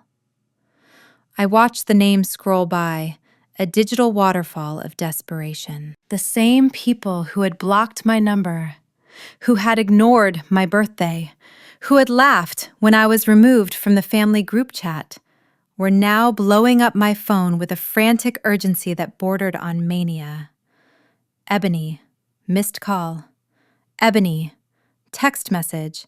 Jazz, pick up, pick up, pick up. It is an emergency. I let out a laugh, a sharp cloud of vapor in the cold air. An emergency. Yes, I supposed realizing you had alienated the wife of a billionaire was an emergency for people like them. I kept walking. The valet was scrambling to find the keys to my rental car, looking flustered. But I did not need the rental. Rolling slowly up the driveway, parting the sea of luxury sedans and sports cars like a black shark, was a limousine. It was not just any limousine. It was the custom-armored vehicle that Darius used for high-profile security events. It was sleek, menacing, and utterly undeniable. The back window rolled down as it pulled up next to me. "Good evening, Mrs. Vance," the driver said. His name was Marcus, Darius's head of security. He was a mountain of a man who had been with Darius since the beginning. "Hello, Marcus," I said, smiling. "You are right on time." "Darius wanted to make sure you got home safely," Marcus said, stepping out to open the door for me. He thought the rental might be a bit understated for the evening. I handed my keys to the confused valet. "You can keep the sedan," I told him. "Tell my father to pay for the rental." I slid into the back of the limousine. The interior smelled of rich leather and success. It was warm, quiet, and safe. As Marcus closed the door, shutting out the cold and the noise of the party spilling out onto the lawn, I looked down at my phone again. The number of notifications was climbing rapidly. 50, 60, 75. The screen flashed with a photo of Chad. He was calling. I pictured Chad inside that house. I pictured the moment the realization had truly hit him. He was a man who lived on leverage, borrowing from Peter to pay Paul. And in his case, Paul was Aquaflow Systems. I knew, because Darius had shown me the files, that Chad's housing development was millions of dollars over budget. He had contracted Aquaflow to lay the sewage and water lines, promising payments upon completion. He had been stalling on the initial deposit, using his charm and family name to buy time. But now he knew. He knew that the CEO of the company holding his debt was the man he had called a toilet cleaner. He knew that the man whose hand he had refused to shake held the power to bankrupt him with a single email. The blood must have drained from his face so fast he probably felt dizzy. He was not calling to apologize. He was calling to beg for his life. I watched Chad's name dance on the screen. Then my aunt called. Then a cousin I had not spoken to in 5 years. Then a woman from the country club who had once asked me if I was the nanny. 100 calls. 110. They were like rats on a sinking ship, scurrying toward the only lifeline they could see. And for the first time in my life, I was not the one reaching out. I was the one holding the rope, and I had absolutely no intention of throwing it to them. 130 missed calls. The phone was hot in my hand. It was a physical manifestation of their panic. Every buzz was a plea. Every vibration was an admission of guilt. I looked at the screen one last time. My mother was calling again. I could imagine her voice, shrill and demanding, trying to gaslight me into believing she had known all along, that she was just testing us, that she loved me so much. I did not answer. I did not send a text. I did not block them. That would have been too emotional. That would have shown them I cared. Instead, I pressed the power button on the side of the phone. I held it down. The screen went dark. The buzzing stopped. The silence in the limousine was profound. It was a clean silence, a peaceful silence. "To the airport, Marcus," I said, leaning back into the soft leather seat. "Airport?" Marcus asked, meeting my eyes in the rearview mirror. "Yes," I said, a smile spreading across my face. "Darius is waiting on the jet. We are going to Paris for breakfast. I think I have had enough of Chicago for one night." As the car pulled away, gliding smoothly past the gates of my parents' estate, I did not look back at the house. I did not look at the frantic figures running out the front door, waving their arms. I looked forward, into the dark, open road. They could call all they wanted. They could leave voicemails. They could send texts. They could scream into the void. But Jasmine, the girl who craved their approval, the girl who begged for a seat at their table, no longer existed. She had died the moment they laughed at her husband. And the woman who replaced her? She didn't have reception. I closed my eyes and let the motion of the car rock me. The war was far from over. In fact, the financial dismantling of their lives was just beginning. But for tonight, the silence was the greatest victory of all. They were finally listening. But I had nothing left to say. 3 days. That was how long it took for their pride to finally collapse under the weight of their greed. For 3 days, Darius and I had ignored the barrage of calls and texts, living in the blissful quiet of our own success. We went to work, we planned our future, and we let them stew in the realization that the bridge they had burned was the only path to the salvation they desperately needed. I knew they would come. People like my parents and Ebony do not understand the word no. They view boundaries as suggestions and silence as a negotiation tactic. So when the call came from the front desk of Aquaflow headquarters on a Wednesday morning, I was not surprised. I was sitting in my new office, a corner suite with floor-to-ceiling windows overlooking the city skyline, reviewing landscape blueprints for the new municipal park project. My intercom buzzed. "Mrs. Vance," the receptionist said, her voice professional but laced with a hint of amusement. "There are 3 individuals in the lobby demanding to see the CEO. They claim to be your parents and sister. They do not have an appointment, and they are refusing to leave." I spun my chair around to look at the city below. I could see the tiny cars moving like ants on the highway. "Let them wait," I said calmly. "But, Mrs. Vance, they are making quite a scene," the receptionist added. "Your mother is threatening to call the mayor." I laughed softly. "Tell them Darius is in a meeting. Tell them they can wait if they like, but he is very busy. And Sarah, do not offer them coffee. Just water. Tap water." I hung up and went back to work. I let them wait. I let them sit on the firm, modern sofas in the lobby for 1 hour, then 2, then 3. I checked the security feed on my laptop occasionally. I watched my father pace back and forth, checking his watch, his bluster slowly leaking out like air from a punctured tire. I watched my mother fix her hair in the reflection of the glass turnstiles, her face tight with impatience. I watched Ebony take selfies with the Aquaflow logo on the wall, probably drafting captions about visiting her family's empire. 4 hours. That was how long we made them sit there.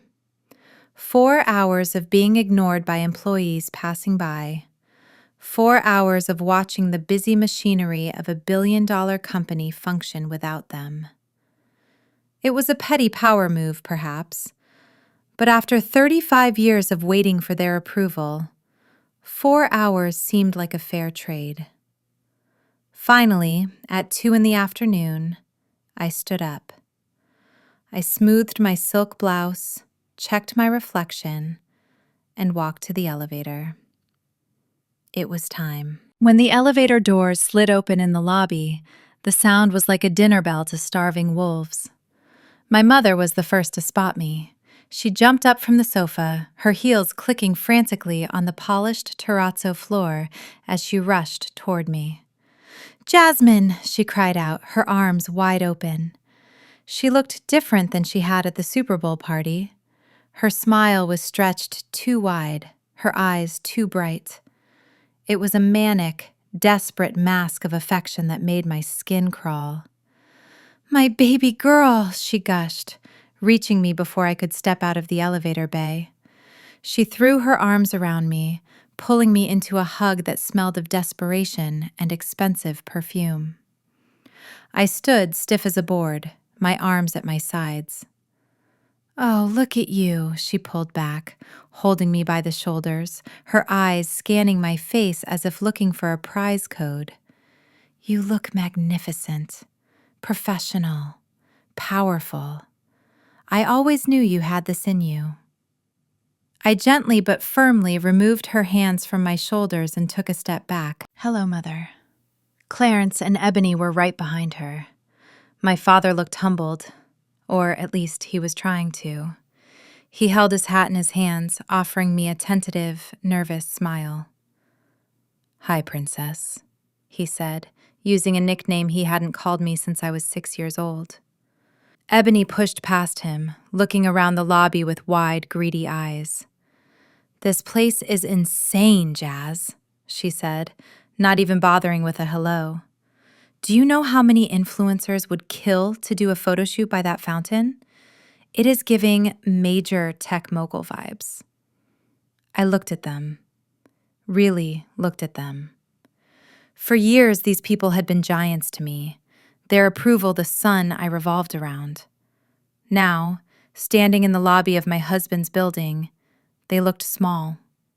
They looked pathetic. "What are you doing here?" I asked, keeping my voice cool and detached. "You are disrupting business." "Oh, stop being so serious," my mother laughed, a tinkling fake sound. "We are family. We just came to congratulate you. We were so shocked the other night. We didn't get a chance to properly express how proud we are.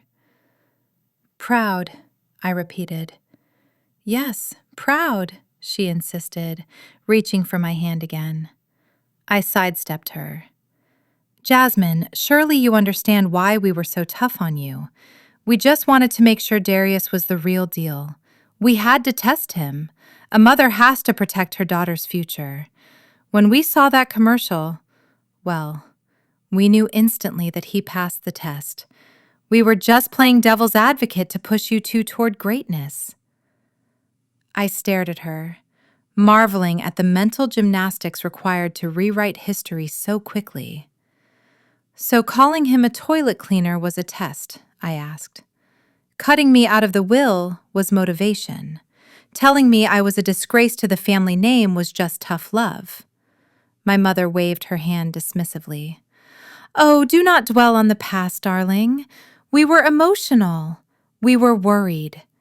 But now we see the truth. You found a king, and that makes you a queen.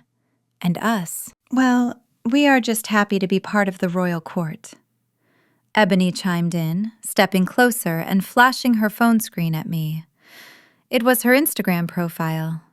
Speaking of royal court, she said, her voice dropping to a conspiratorial whisper.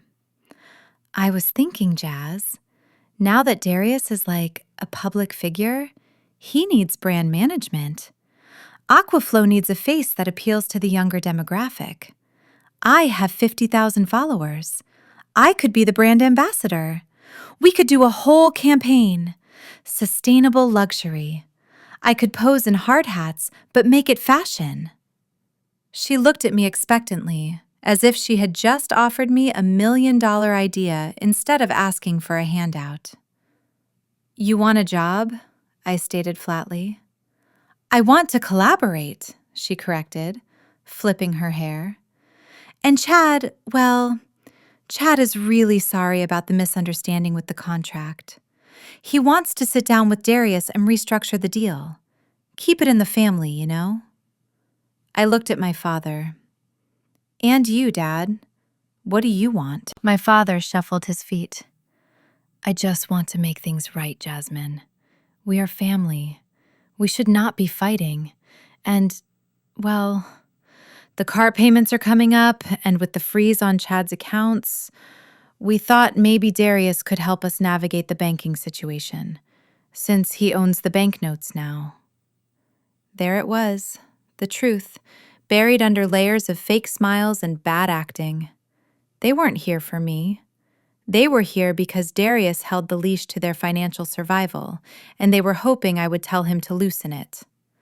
I felt a cold, hard laugh bubble up in my chest. It wasn't a bitter laugh. It was the laugh of someone who finally sees the joke. You want Darius to help you? I asked. Yes, my mother said eagerly. Just a small meeting, just to clear the air. I looked at them one by one. I seem to recall, I said, my voice echoing slightly in the high-ceilinged lobby, that 3 days ago, right before you threw me out of your house, you told me I was the shame of this family. You said I settled for a loser. You said you didn't want my husband's dirty work boots on your marble floors. That was the heat of the moment, my mother pleaded. No, Mother, I cut her off. That was the truth. That was how you really feel. You don't love us. You love what you think we can give you. You love the proximity to power. But here's the thing about power. It respects loyalty, and you have none. I took a step forward, forcing them to step back. I am not your gateway to a better life, I said. I am the daughter you threw away. I am the disgrace. Remember? Jasmine, please, my father begged. Go home, I said. We can't, Ebony blurted out. The bank locked the gates this morning. We can't get into the driveway.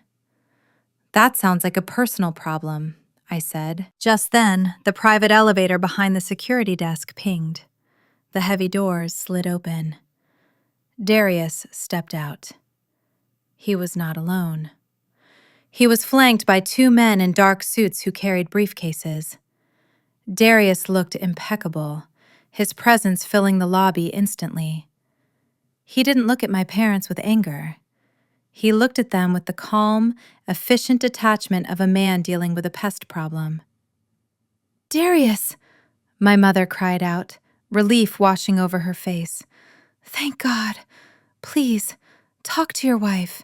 She is being so unreasonable." Darius walked past the security turnstiles and stood next to me. He didn't look at her. He looked at me. "Are you okay?" he asked softly. "I am fine," I said. "They were just leaving." "Actually," Darius said, turning to face them, "I am glad you are here. It saves me the cost of a courier." He snapped his fingers. One of the men in suits stepped forward and opened his briefcase. He pulled out 3 thick manila envelopes. "What is this?" my father asked, his hands trembling as he took the envelope offered to him. Darius adjusted his cufflinks. "That is a formal notice of foreclosure on your estate," Darius said calmly. "Since you have defaulted on the terms of the bridge loan I purchased, I am exercising my right to reclaim the collateral. You have 30 days to vacate the premises." My mother let out a strangled gasp.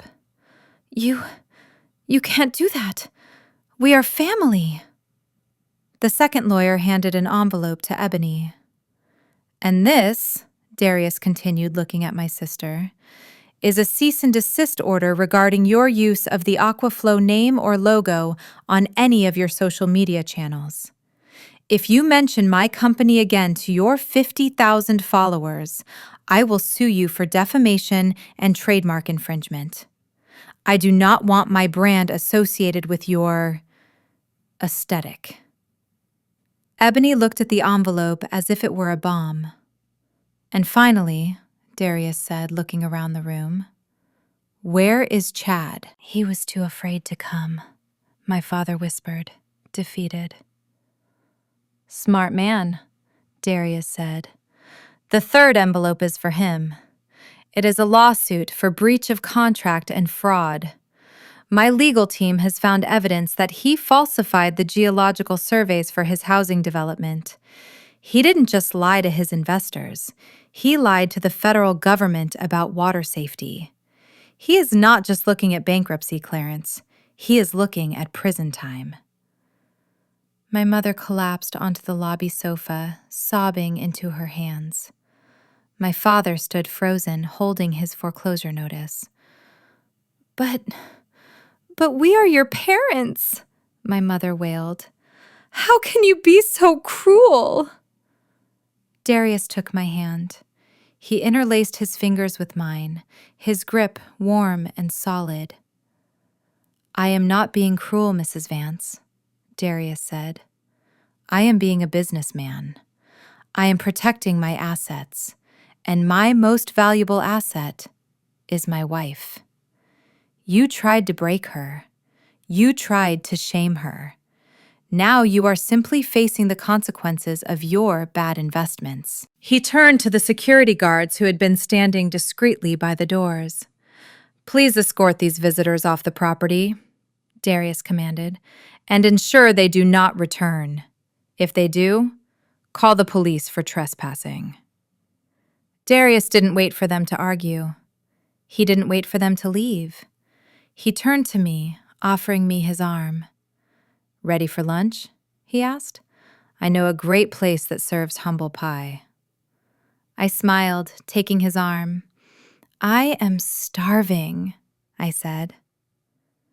We walked back toward the private elevator, leaving my weeping mother, my shell-shocked father, and my terrified sister in the lobby, surrounded by the steel and glass of the empire they would never be part of. As the elevator doors closed, cutting off the sight of their ruin, I felt a weight lift off my chest that I hadn't realized I was carrying for 35 years. The cord was cut. The slate was clean. And for the first time, the silence that followed wasn't empty. It was free. The elevator ride to the 50th floor was the longest silence I have ever endured. My parents stood in the back corner of the glass-walled car, huddled together like frightened children, clutching the foreclosure notices Darius had just handed them. They refused to look at the city expanding beneath their feet, perhaps because the higher we went, the smaller they felt. I stood next to Darius, my hand resting in the crook of his arm, feeling the steady, rhythmic beat of his heart. He was the only calm thing in a world that was rapidly spinning out of control. When the door slid open, we were not greeted by a receptionist, but by a corridor of floor-to-ceiling glass that led to the executive boardroom. This was the nerve center of Aquaflow, the place where decisions that shaped the infrastructure of entire states were made.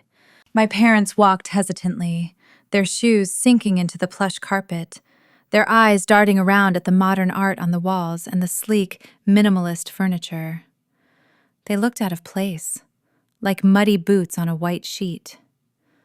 Darius led us into the main conference room. In the center was a table made of a single slab of black obsidian, long enough to seat 20 people. At the far end, a massive screen displayed the Aquaflow logo. "Sit down," Darius said. It was not a suggestion. My parents sank into the leather chairs on one side. Ebony sat next to them, clutching her purse as if she expected someone to snatch it. Darius and I sat on the opposite side, facing them. The divide between us felt like an ocean. "You asked for help," Darius began, his voice echoing slightly in the large room. "You asked me to fix your banking situation, to intervene with the creditors." My father looked up, a glimmer of pathetic hope in his eyes. "Yes, Darius, please. We made a mistake. If you could just speak to the bank, maybe get us an extension. Chad says the liquidity is coming next week. He says it is just a processing error with the blockchain." Darius looked at my father with an expression that was almost pitying. "There is no processing error, Clarence," Darius said, "and there is no blockchain." He pressed a button on the console built into the table. The massive screen behind him hummed to life. "What you are about to see is the result of a forensic accounting audit I commissioned 3 days ago," Darius explained. "I wanted to know exactly who I was buying debt from." The screen filled with a complex web of transactions, bank routing numbers, and dates. "This is the back end of the FutureCoin app that Chad had you install," Darius said, using a laser pointer to highlight a line of code. "It is not an investment platform. It is a simulator. It is a video game." "A video game?" my mother whispered, her hand trembling as she reached for her throat. "Yes," Darius continued. "The numbers you saw going up every day, they were programmed to rise. It is a simple algorithm designed to trigger dopamine responses. It is the same code used in slot machines. The money you deposited never went into a market. It never bought a single coin." "Then where did it go?" my father asked, his voice barely a squeak. $2 million, Darius. Where is it?" Darius clicked the remote. The screen changed. Now it showed a series of wire transfers. "It went here," Darius said. The list was long and nauseating. "High Rollers Casino, Las Vegas, $300,000. Luxury Motors of Miami, $250,000. Tiffany & Co., $80,000. The Sapphire Club, $150,000. "And who is Sapphire?" Ebony asked, her voice shrill. "Is that a jewelry store?" Darius looked at my sister. "No, Ebony. Sapphire is a person. She is a dancer at a gentleman's club in Nevada, and according to the rental agreement for a penthouse apartment in downtown Chicago, She is also Chad's mistress. The silence that followed was heavy enough to crush bones. Ebony let out a sound that was half scream, half sob. She covered her mouth, her eyes wide with horror. Not because her husband was cheating on her, I realized with a sick feeling, but because the money was gone. My father stood up slowly. He looked at the screen, reading the numbers over and over again. $2 million. 40 years of surgery. 40 years of saving. Gone. Spent on gambling, cars, and another woman. He lied, my father wheezed, his face turning an alarming shade of gray.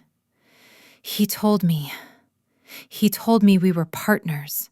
He told me I was a visionary. He told you what you wanted to hear, Clarence, Darius said brutally. He played on your greed. He knew you felt inadequate because you were retired and losing your social standing. He offered you a shortcut back to the top. My father swayed. He reached out to grab the edge of the table, but his hand slipped. He collapsed back into his chair, clutching his chest, gasping for air. "Clarence!" my mother screamed, grabbing his arm. "Breathe! Oh my God, he is having a heart attack!"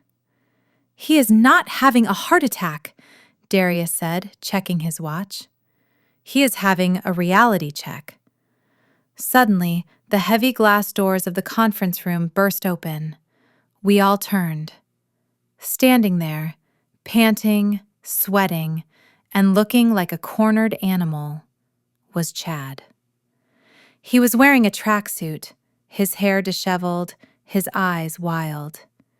He must have slipped past the receptionist when the security team was escorting my parents up, or perhaps he had been hiding in the building, desperate to intercept us. "Don't listen to him!" Chad screamed, rushing into the room.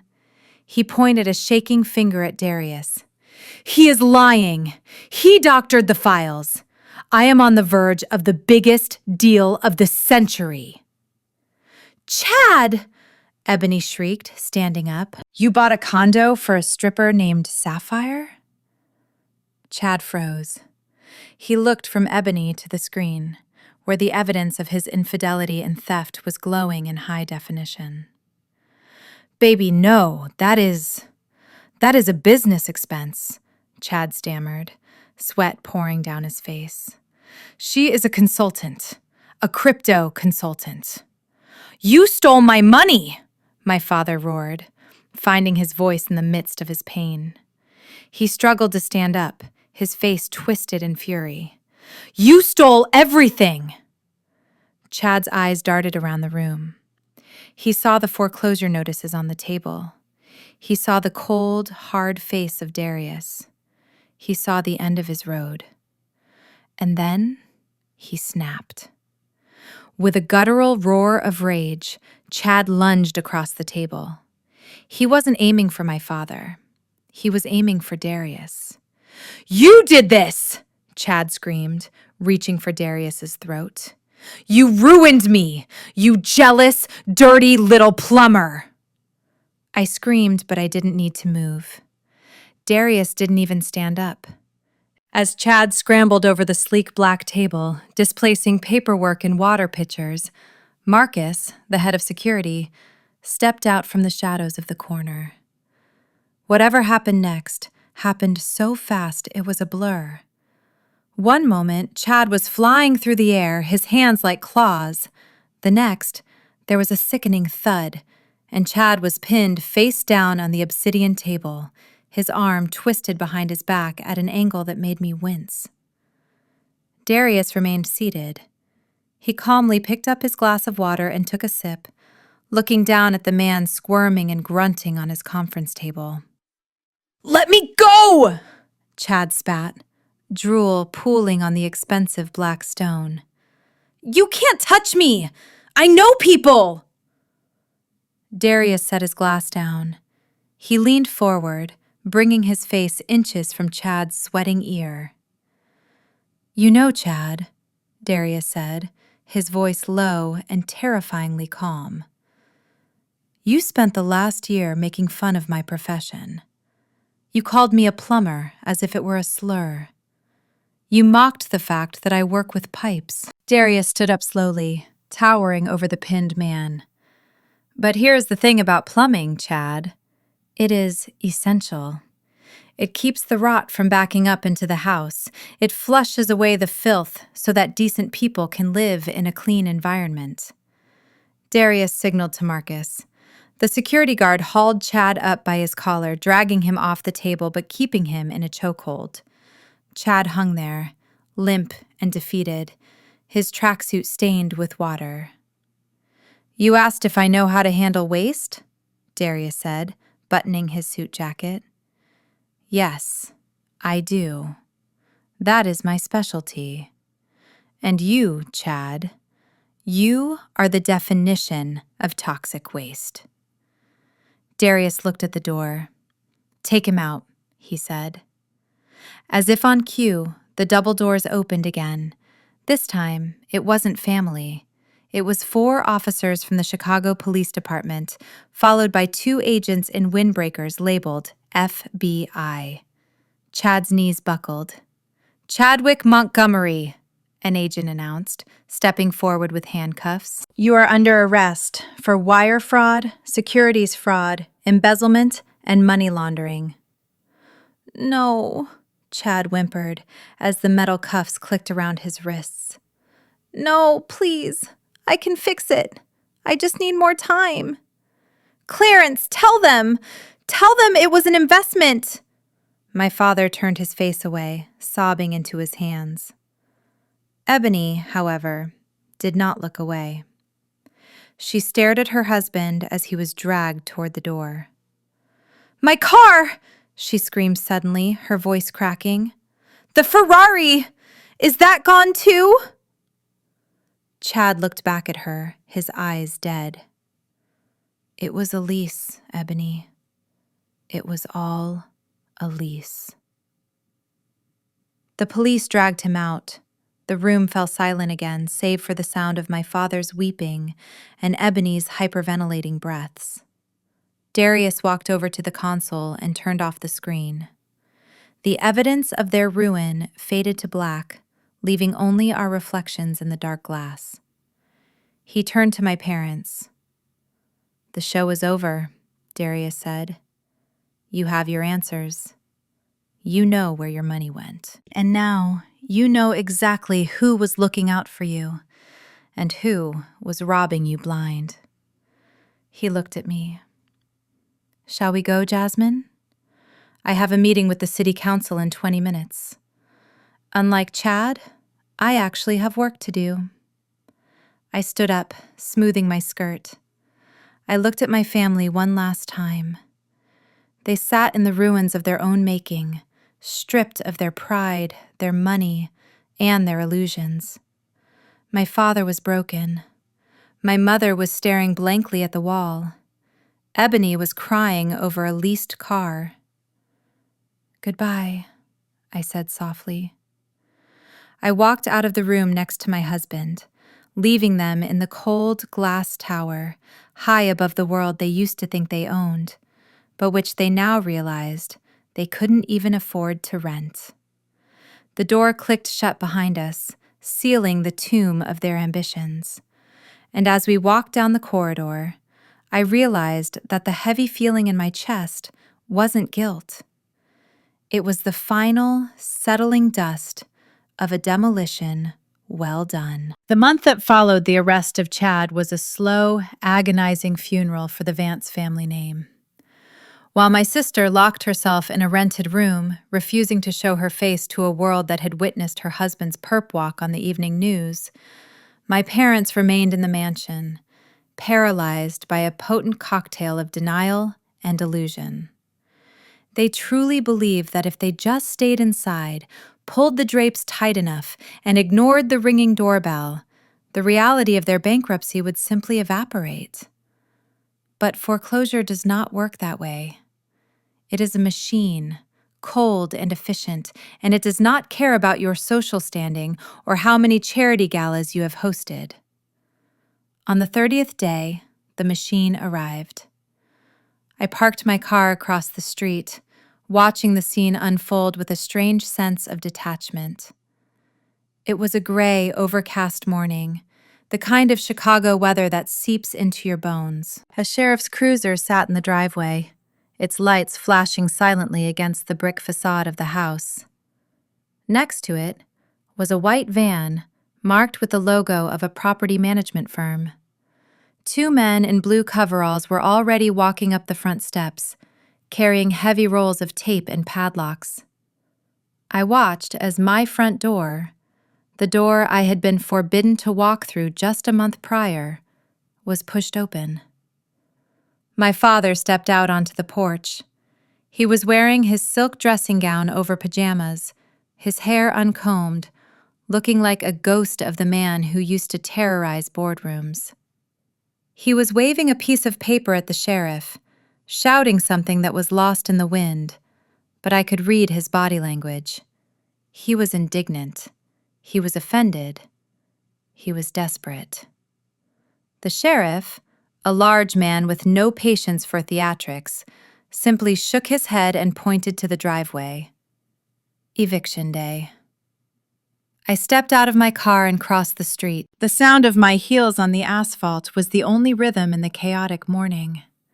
As I approached the driveway, I saw my mother standing in the foyer, clutching a porcelain vase to her chest as if it contained the last of her dignity. When she saw me, her eyes lit up, not with love, but with calculation. "Jasmine!" she cried out, pushing past the sheriff to run down the steps. "Thank God you are here. Tell these people who we are. Tell them this is a mistake. Darius can stop this, right? He owns the note. Call him. Tell him to call off his dogs." I stopped at the bottom of the stairs, looking up at her.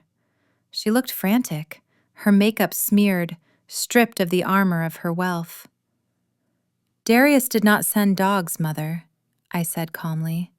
"He sent the law. You had 30 days to vacate. You chose to ignore the notices. Now, the time is up." My father stumbled down the steps to join us, clutching my arm. "You cannot let them do this, Jasmine," he pleaded, his voice cracking. "This is our home. We built this life. You grew up here. Doesn't that mean anything to you?" I looked past him at the sprawling brick mansion. I looked at the window of my old bedroom, the one they had tried to erase. "It means a lot to me," I said. "It means cold silences. It means conditional love. It means being told I wasn't good enough." A black sedan pulled into the driveway behind the sheriff's cruiser. A man in a sharp suit stepped out carrying a briefcase.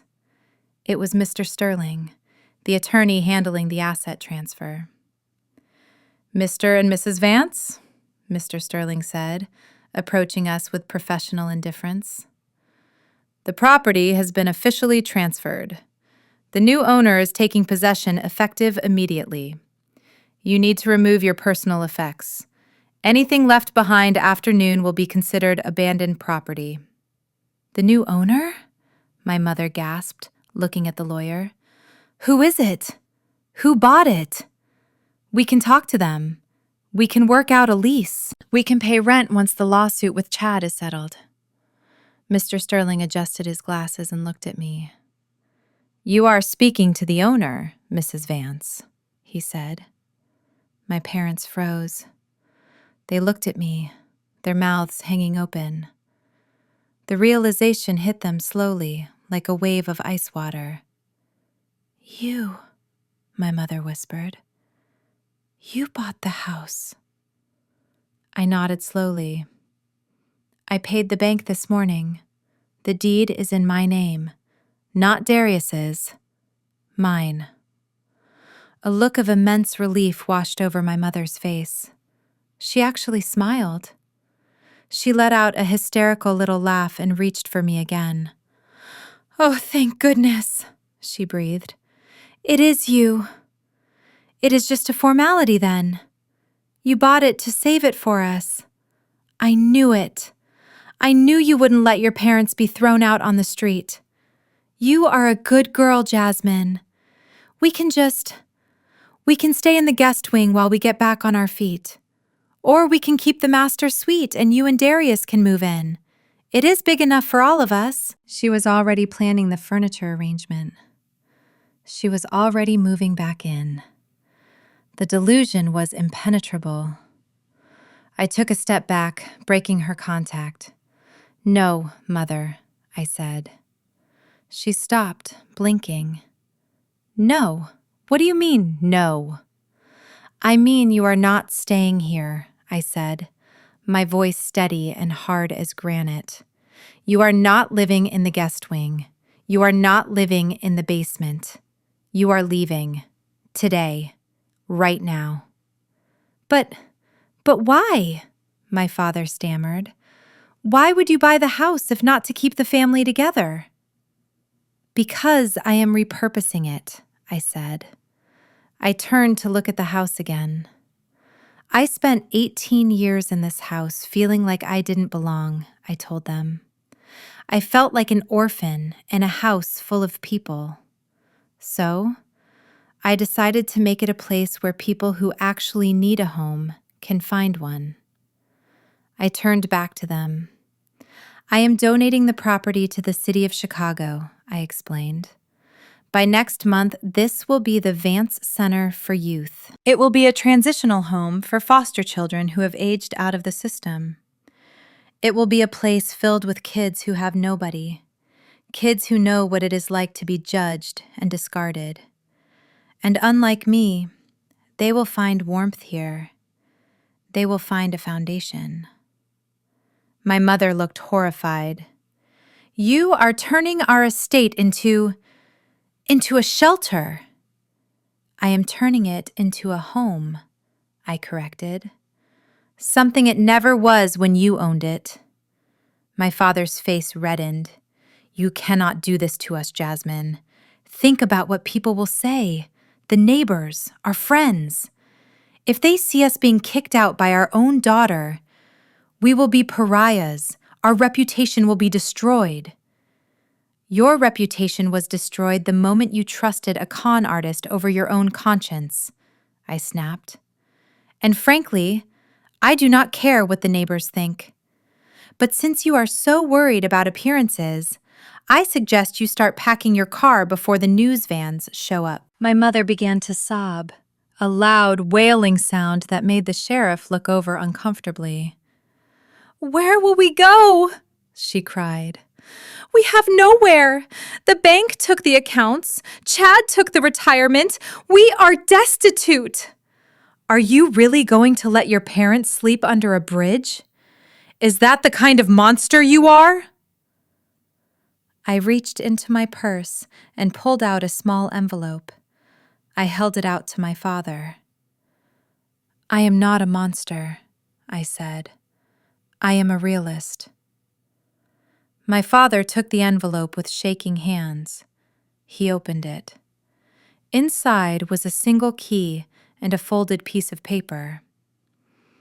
"That is a lease for a 2-bedroom apartment in Cicero," I said. "Cicero?" my mother shrieked. That is the slums!" "It is 40 minutes from the city. It is a respectable working-class neighborhood," I said. "It has a bus stop right in front, which is good because you will need it." I pointed to the paper. "I have paid the rent for 3 months," I continued. "The utilities are in your name. You have 90 days of free housing. That is more than you gave me when you cut me off. After 3 months, you are on your own." "But how will we pay?" my father asked, looking at the key as if it were a poisonous snake. "We have no income." "Then I suggest you get jobs," I said. "Jobs," my mother whispered. "I am 60 years old, Jasmine. I have never worked a day in my life. I am a socialite." Then you have excellent people skills, I said. I hear Walmart is hiring greeters. And Dad, I know the local hospital is looking for orderlies. It is not surgery, but at least you will be near a scalpel. They stared at me with pure hatred. The mask of family had finally slipped completely, revealing the rot underneath. I hate you, my mother hissed. I wish I had never given birth to you. I smiled, and for the first time, it didn't hurt. I know, I said softly. And that is exactly why I am doing this. Because for the first time, I am loving myself enough to stop trying to buy your love. I turned to the sheriff. Officer, you can proceed. The sheriff nodded and signaled his men. They began to carry boxes out to the curb. My parents scrambled to grab what they could, stuffing clothes into garbage bags, grabbing photo albums, looking small and pathetic against the backdrop of the grand house they used to rule. I watched as the neighbors began to emerge. Mrs. Gable from next door stood at her window, sipping coffee. The Peterson family across the street came out to their porch. They weren't coming to help. They were watching. They were witnessing the fall of the house of Vance. My father dragged a suitcase down the driveway, the wheels clattering loudly. My mother followed, clutching her fur coat, her head down, refusing to look at anyone. They didn't have a luxury sedan waiting.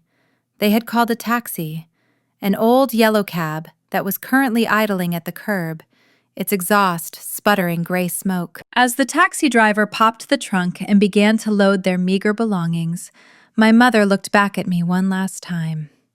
She looked at the house, then at me, standing tall in my custom dress, the deed to her legacy in my purse.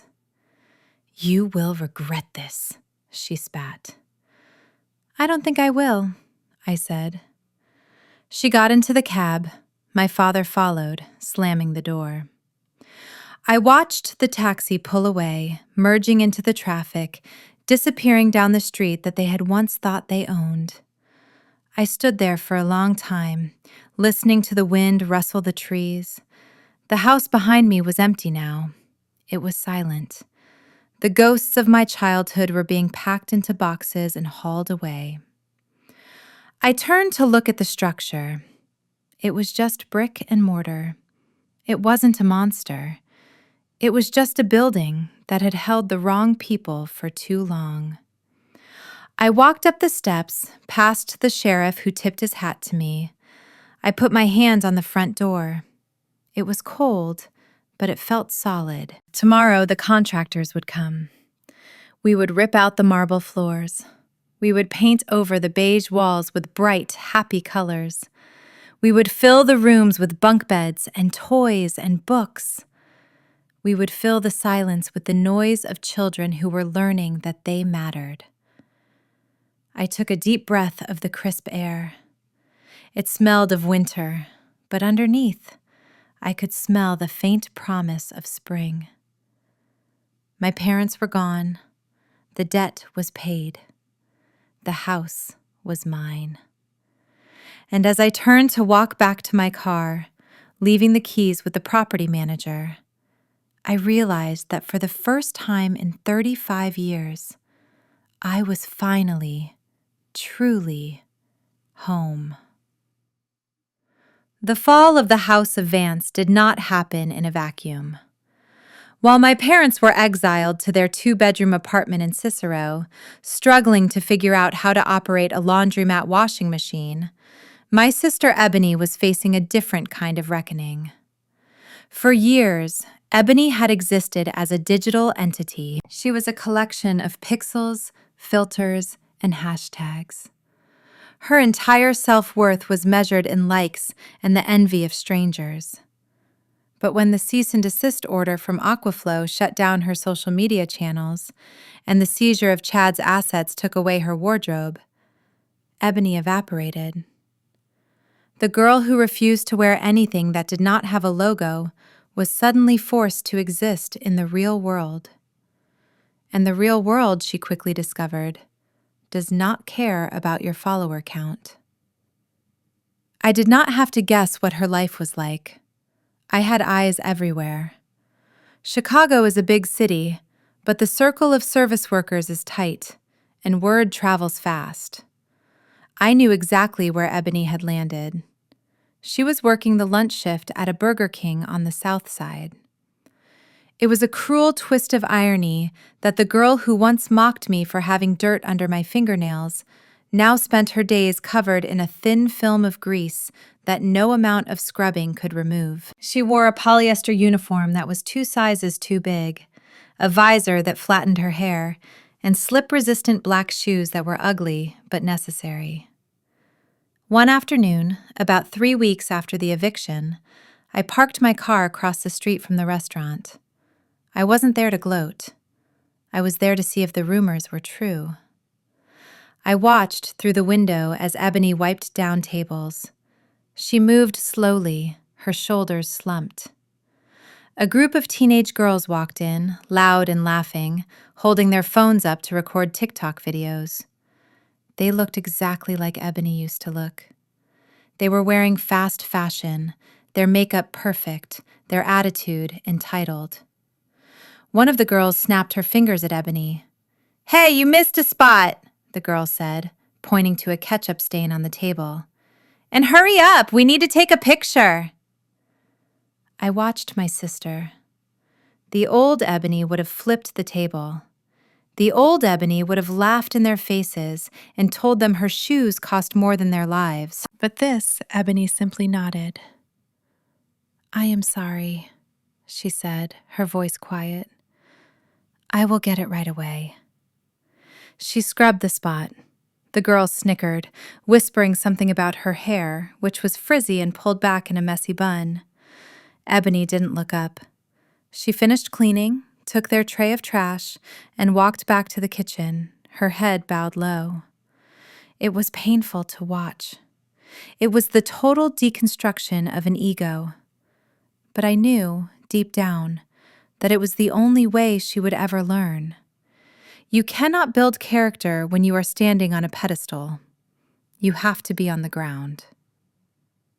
2 days later, my receptionist buzzed me. "Jasmine," she said softly, "your sister is here. She says she doesn't have an appointment, and she knows she isn't allowed up. She said she just wants to leave a letter." I looked at the pile of work on my desk. I looked at the picture of Darius and me on our wedding day. "Send her up," I said. When Ebony walked into my office, she looked different. The arrogance was gone, replaced by a deep, bone-weary exhaustion. She was wearing jeans and a plain t-shirt. She wasn't wearing makeup. Her hands were red and chapped from the industrial sanitizers used at the restaurant. She stood by the door, afraid to step onto the plush carpet. "Hi, Jasmine," she said, her voice cracking. "Hello, Ebony," I said, gesturing to the chair. "Sit down." She sat on the edge of the seat, twisting her hands in her lap. She looked around the office, at the view of the city, at the awards on the shelf. "I am sorry," she said. It wasn't the fake apology she had given in the lobby 3 weeks ago. It wasn't followed by a request for a job or money. It was just a statement. "I am sorry for everything," she continued, tears beginning to spill down her cheeks. "I am sorry for how I treated you. I am sorry for the things I said about Darius. I am sorry I didn't defend you when Mom and Dad were cutting you out. I was so jealous, Jasmine." "Jealous?" I asked. "You were the golden child, Ebony. You had everything." "No," she shook her head. "I had things. You had a self. You always knew who you were. You liked gardening. You liked design. You had a passion. I just had mirrors. I just had people looking at me. And when the money was gone and the likes stopped, I realized I am empty. I am just a shell. She looked down at her hands. I served a girl yesterday who reminded me of me, she whispered. She was so mean. She treated me like I was invisible, and I realized that is what I did to you for 30 years. I made you feel invisible because it made me feel big, and I am so ashamed. She covered her face with her hands and began to sob. It was a raw, ugly cry. It was the sound of a child realizing they are alone in the dark. I let her cry. I handed her a tissue box and waited. I didn't rush to hug her. I didn't tell her it was okay, because it wasn't okay yet. Apologies are just words. Change is action. When she finally quieted down, wiping her face, she looked at me with red, swollen eyes. I didn't come here to ask for money, she said, sniffing. I know I don't deserve it, and I am not asking you to save me. I wanted you to know that I know. I know I was a monster. I looked at her. I saw the sister I used to play with before our parents pitted us against each other. I saw the potential that had been buried under layers of vanity. So, what is the plan, Ebony? I asked. Are you going to work at Burger King forever? I don't know, she admitted. It pays the rent for the room I am renting. It keeps me fed. I guess that is my life now. It doesn't have to be, I said. I opened my desk drawer. Inside was a heavy textbook I had bought online the day I saw her cleaning tables. I pulled it out and slid it across the desk toward her. It wasn't a check. It wasn't a job offer. It was a book titled The Complete Guide to Graphic Design and Digital Branding. Ebony looked at the book, then at me, confused. What is this? She asked. You have an eye, Ebony, I said. You always did. You knew how to curate an image. You knew angles, lighting, color palettes. You spent 10 years building a brand, even if it was a fake one. That is a skill. But you used it for vanity. I tapped the cover of the book. This is the technical side, I explained. This is the hard work. This is learning the software, the theory, the typography.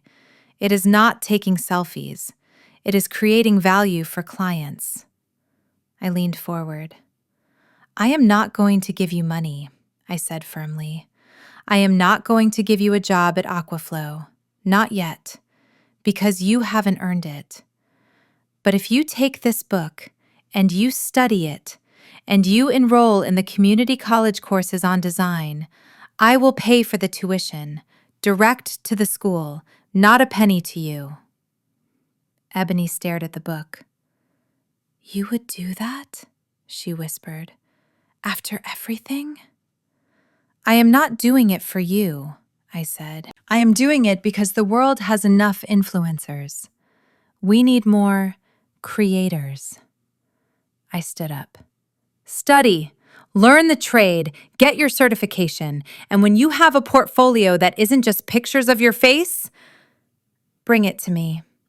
If it is good, I will interview you, like any other candidate. Ebony stood up. She reached out and touched the book as if it were a holy relic. She picked it up. It was heavy. It was a burden, but it was also a lifeline. She looked at me, and for the first time I saw a spark of genuine gratitude in her eyes. Thank you, she said. I won't let you down.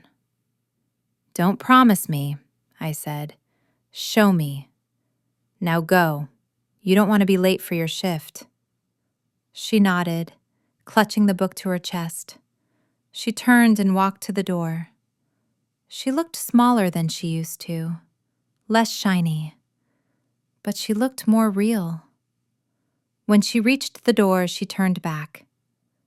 "Jasmine," she said, "the fries, they really burn your hands, don't they?" "Yes," I smiled. "They do. But the burns heal and the calluses make you stronger." She managed a weak smile, then walked out. I watched the door close. I didn't know if she would make it. I didn't know if she had the discipline to sit in a classroom after years of sitting in limousines. But as I turned back to the window, watching the city below, I felt a sense of peace. I hadn't saved her. I had given her a ladder. Whether she chose to climb it or stay in the pit was entirely up to her. And that, I realized, was the only true kindness I could offer. The flashbulbs on the red carpet were blinding, but for the first time in my life, I did not feel the need to shield my eyes. I walked through the wall of light with my head held high, the golden silk of my gown trailing behind me like liquid fire. Beside me, Darius moved with his signature quiet power, his hand resting on the small of my back, a constant reminder that I was anchored. We were attending the National Entrepreneur of the Year Gala, the most prestigious event in the city, held at the historic Field Museum. Tonight was not about my family name. It was not about social standing or who my parents knew. Tonight was about the work. As we moved down the carpet, reporters called out our names. They were not asking about the scandal with Chad, which had finally faded from the headlines after his sentencing. They were not asking about the foreclosure of the Vance estate. They were asking about the groundbreaking ceremony for the new community center. They were asking about the award I was nominated for. "Jasmine, over here," a reporter from the Tribune shouted. "Is it true you designed the new city park using entirely recycled water systems?" "It is," I smiled, stopping for a photo. "We believe that beauty and sustainability should go hand in hand." "You look stunning, Jasmine," another reporter called out. "Who are you wearing?" I looked at my dress. It was bold, unapologetic, and vibrant. "I am wearing confidence," I said, winking at the camera, "and a little bit of vintage Dior." We made our way inside the Great Hall. The room was transformed into a wonderland of crystal and light. The city's elite were there, the real elite, the people who built things, created jobs, and shaped the skyline. And among them, I felt a sense of belonging I had never found in the stuffy country clubs of my youth. When we reached our table, right in the front row, I saw the program. My name was listed under the finalists for Architect of the Year. My heart did a little flutter, not of nerves, but of anticipation. Darius leaned over and kissed my cheek. "You already won," he whispered. "Whether they call your name or not. You built a life from the rubble, Jazz. That is the greatest architecture of all." I squeezed his hand under the table.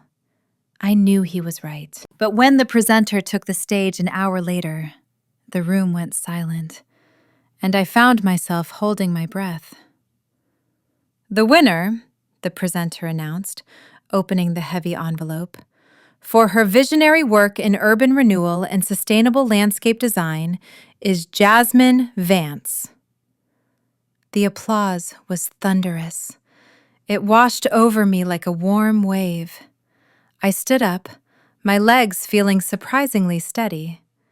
Darius stood with me, beaming with pride as he helped me navigate the hem of my dress. I walked up the stairs to the stage. The spotlight hit me, warm and bright. I took the heavy crystal trophy in my hands. It felt cool and solid. I looked out at the sea of faces. I adjusted the microphone. I had prepared a speech, but looking out at the crowd, The words on the card felt too formal. I put the card away. "Thank you," I began, my voice clear and strong. Growing up, I was taught that value came from appearance. I was taught that if something was cracked or dirty or broken, you threw it away. You hid it. You pretended it did not exist. I paused, thinking of the dusty overalls, the peeling paint of our mansion, the grease on Ebony's hands. But I learned that is not how you build a legacy, I continued. Architecture is not about covering up flaws. It is about understanding the land. It is about digging deep into the dirt, finding the bedrock, and building something that can withstand the storm. You cannot have a flower without the soil. You cannot have a structure without a foundation. I looked down at Darius in the front row. I share this award with my husband, Darius. When we met, my family called him a laborer. They judged him by the dust on his boots. But he taught me that the most important work is the work you do when no one is watching. He taught me that you do not find worth in a bank account. You find it in the integrity of your own hands. I lifted the trophy slightly. To everyone who has ever been told they are not enough, or that their dreams are too dirty, or that they do not belong at the table. Build your own table, lay your own foundation, and never be afraid to get your hands dirty. Thank you. The room erupted again. As I walked off stage, clutching the award, I felt a sense of completion. The little girl who just wanted her parents to look at her was gone. The woman who stood in her place needed no one to look at her because she finally saw herself. The rest of the night was a blur of congratulations and champagne. But the real moment of clarity came when we left.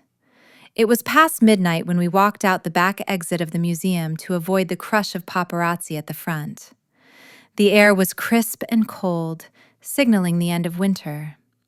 Our car was waiting at the curb, the engine idling softly.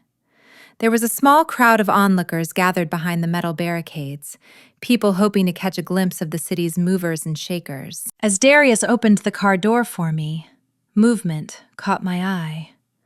Standing near the end of the barricade, away from the excited fans, were two figures. They were huddled together against the cold. I froze. It was them. My parents. They looked older. So much older than they had just a few months ago. My father was wearing a coat that looked too thin for the weather, the collar frayed. He was not wearing a hat, and his gray hair was wind-blown and thinning. My mother was wearing a wool coat that I recognized from years ago, but it was pilled and faded. She was clutching a plastic grocery bag. They weren't there to protest. They weren't there to cause a scene. They were just watching. They had likely seen the news coverage. They knew I was here, and they had come, standing in the cold for hours, just to see me. My mother saw me looking. Her eyes widened. She took a step forward, pressing against the metal railing. She raised her hand, a small, tentative wave. Her lips moved. I couldn't hear her over the wind and the distance, but I knew the shape of the word. Jasmine.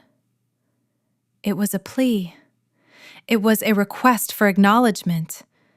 It was a silent beg for a return to the warmth they had cast me out of. Darius saw them too. He stiffened, his body instantly shifting into a protective stance, blocking me slightly. He looked at me, a question in his eyes. Do you want me to handle this? Do you want to go over there? I looked at them.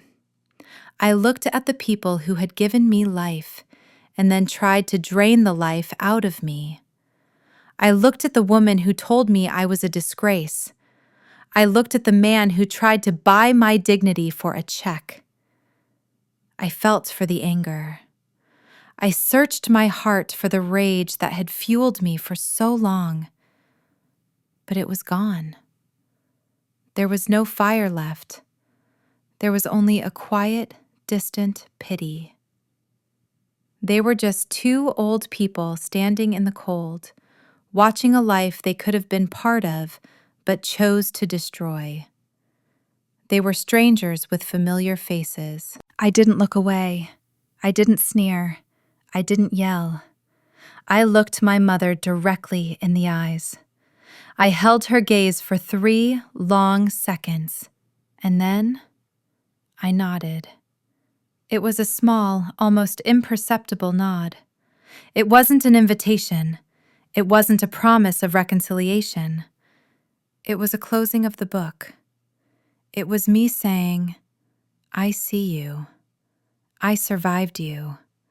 And I forgive you, not because you deserve it, but because I deserve peace. My mother's hand dropped. She understood. She saw the finality in my eyes.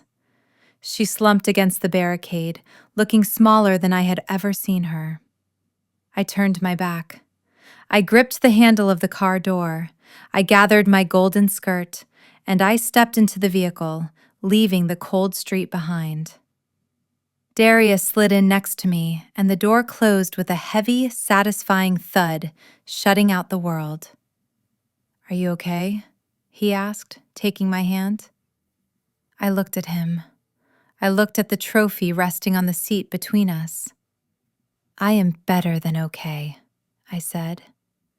"I am free." The car pulled away, merging into the stream of taillights heading toward the future. My parents had spent their lives worshiping false idols. They worshipped money. They worshipped status. They worshipped the opinion of strangers. And in the end, those idols had devoured them. I looked out the window at the passing city lights. I thought about the text I had received from Ebony earlier that day. It was a picture of her first graphic design project, a logo for a local bakery. It wasn't perfect, but it was hers. She was climbing. She was learning. She might make it. As for my parents, they were exactly where they chose to be, on the outside, looking in. I leaned my head on Darius's shoulder. "You know," I said softly, "they used to make fun of you. They used to call you a plumber like it was the worst thing in the world." Darius chuckled, the sound vibrating through his chest. "I know," he said. "It bothered you more than it bothered me." I smiled, closing my eyes. "They were right, though," I whispered. Darius looked at me, confused. "What do you mean?" "I mean, you are a plumber," I said, squeezing his hand. "You found the leak in my life. You found the toxic sludge that was poisoning everything. And you didn't just patch it up. You flushed it out. You cleared the pipes. You fixed the pressure." I opened my eyes and looked at him, the man who had saved me not with his money, but with his truth. They called my husband a plumber, and thank God they were right, because he fixed my life by flushing the most toxic waste out of it, even when that waste was my own family. And now, finally, the water runs clear. If you have ever had to cut ties to save your soul, or if you are still looking for the strength to walk away from people who do not value you, hit that subscribe button, share your story in the comments. Let us build a community that stands on solid ground. Because you are the architect of your own life, and no one, absolutely no one, gets to tell you that you don't belong in your own home. Thanks for watching. And remember, the best revenge is not destroying them. It is building yourself.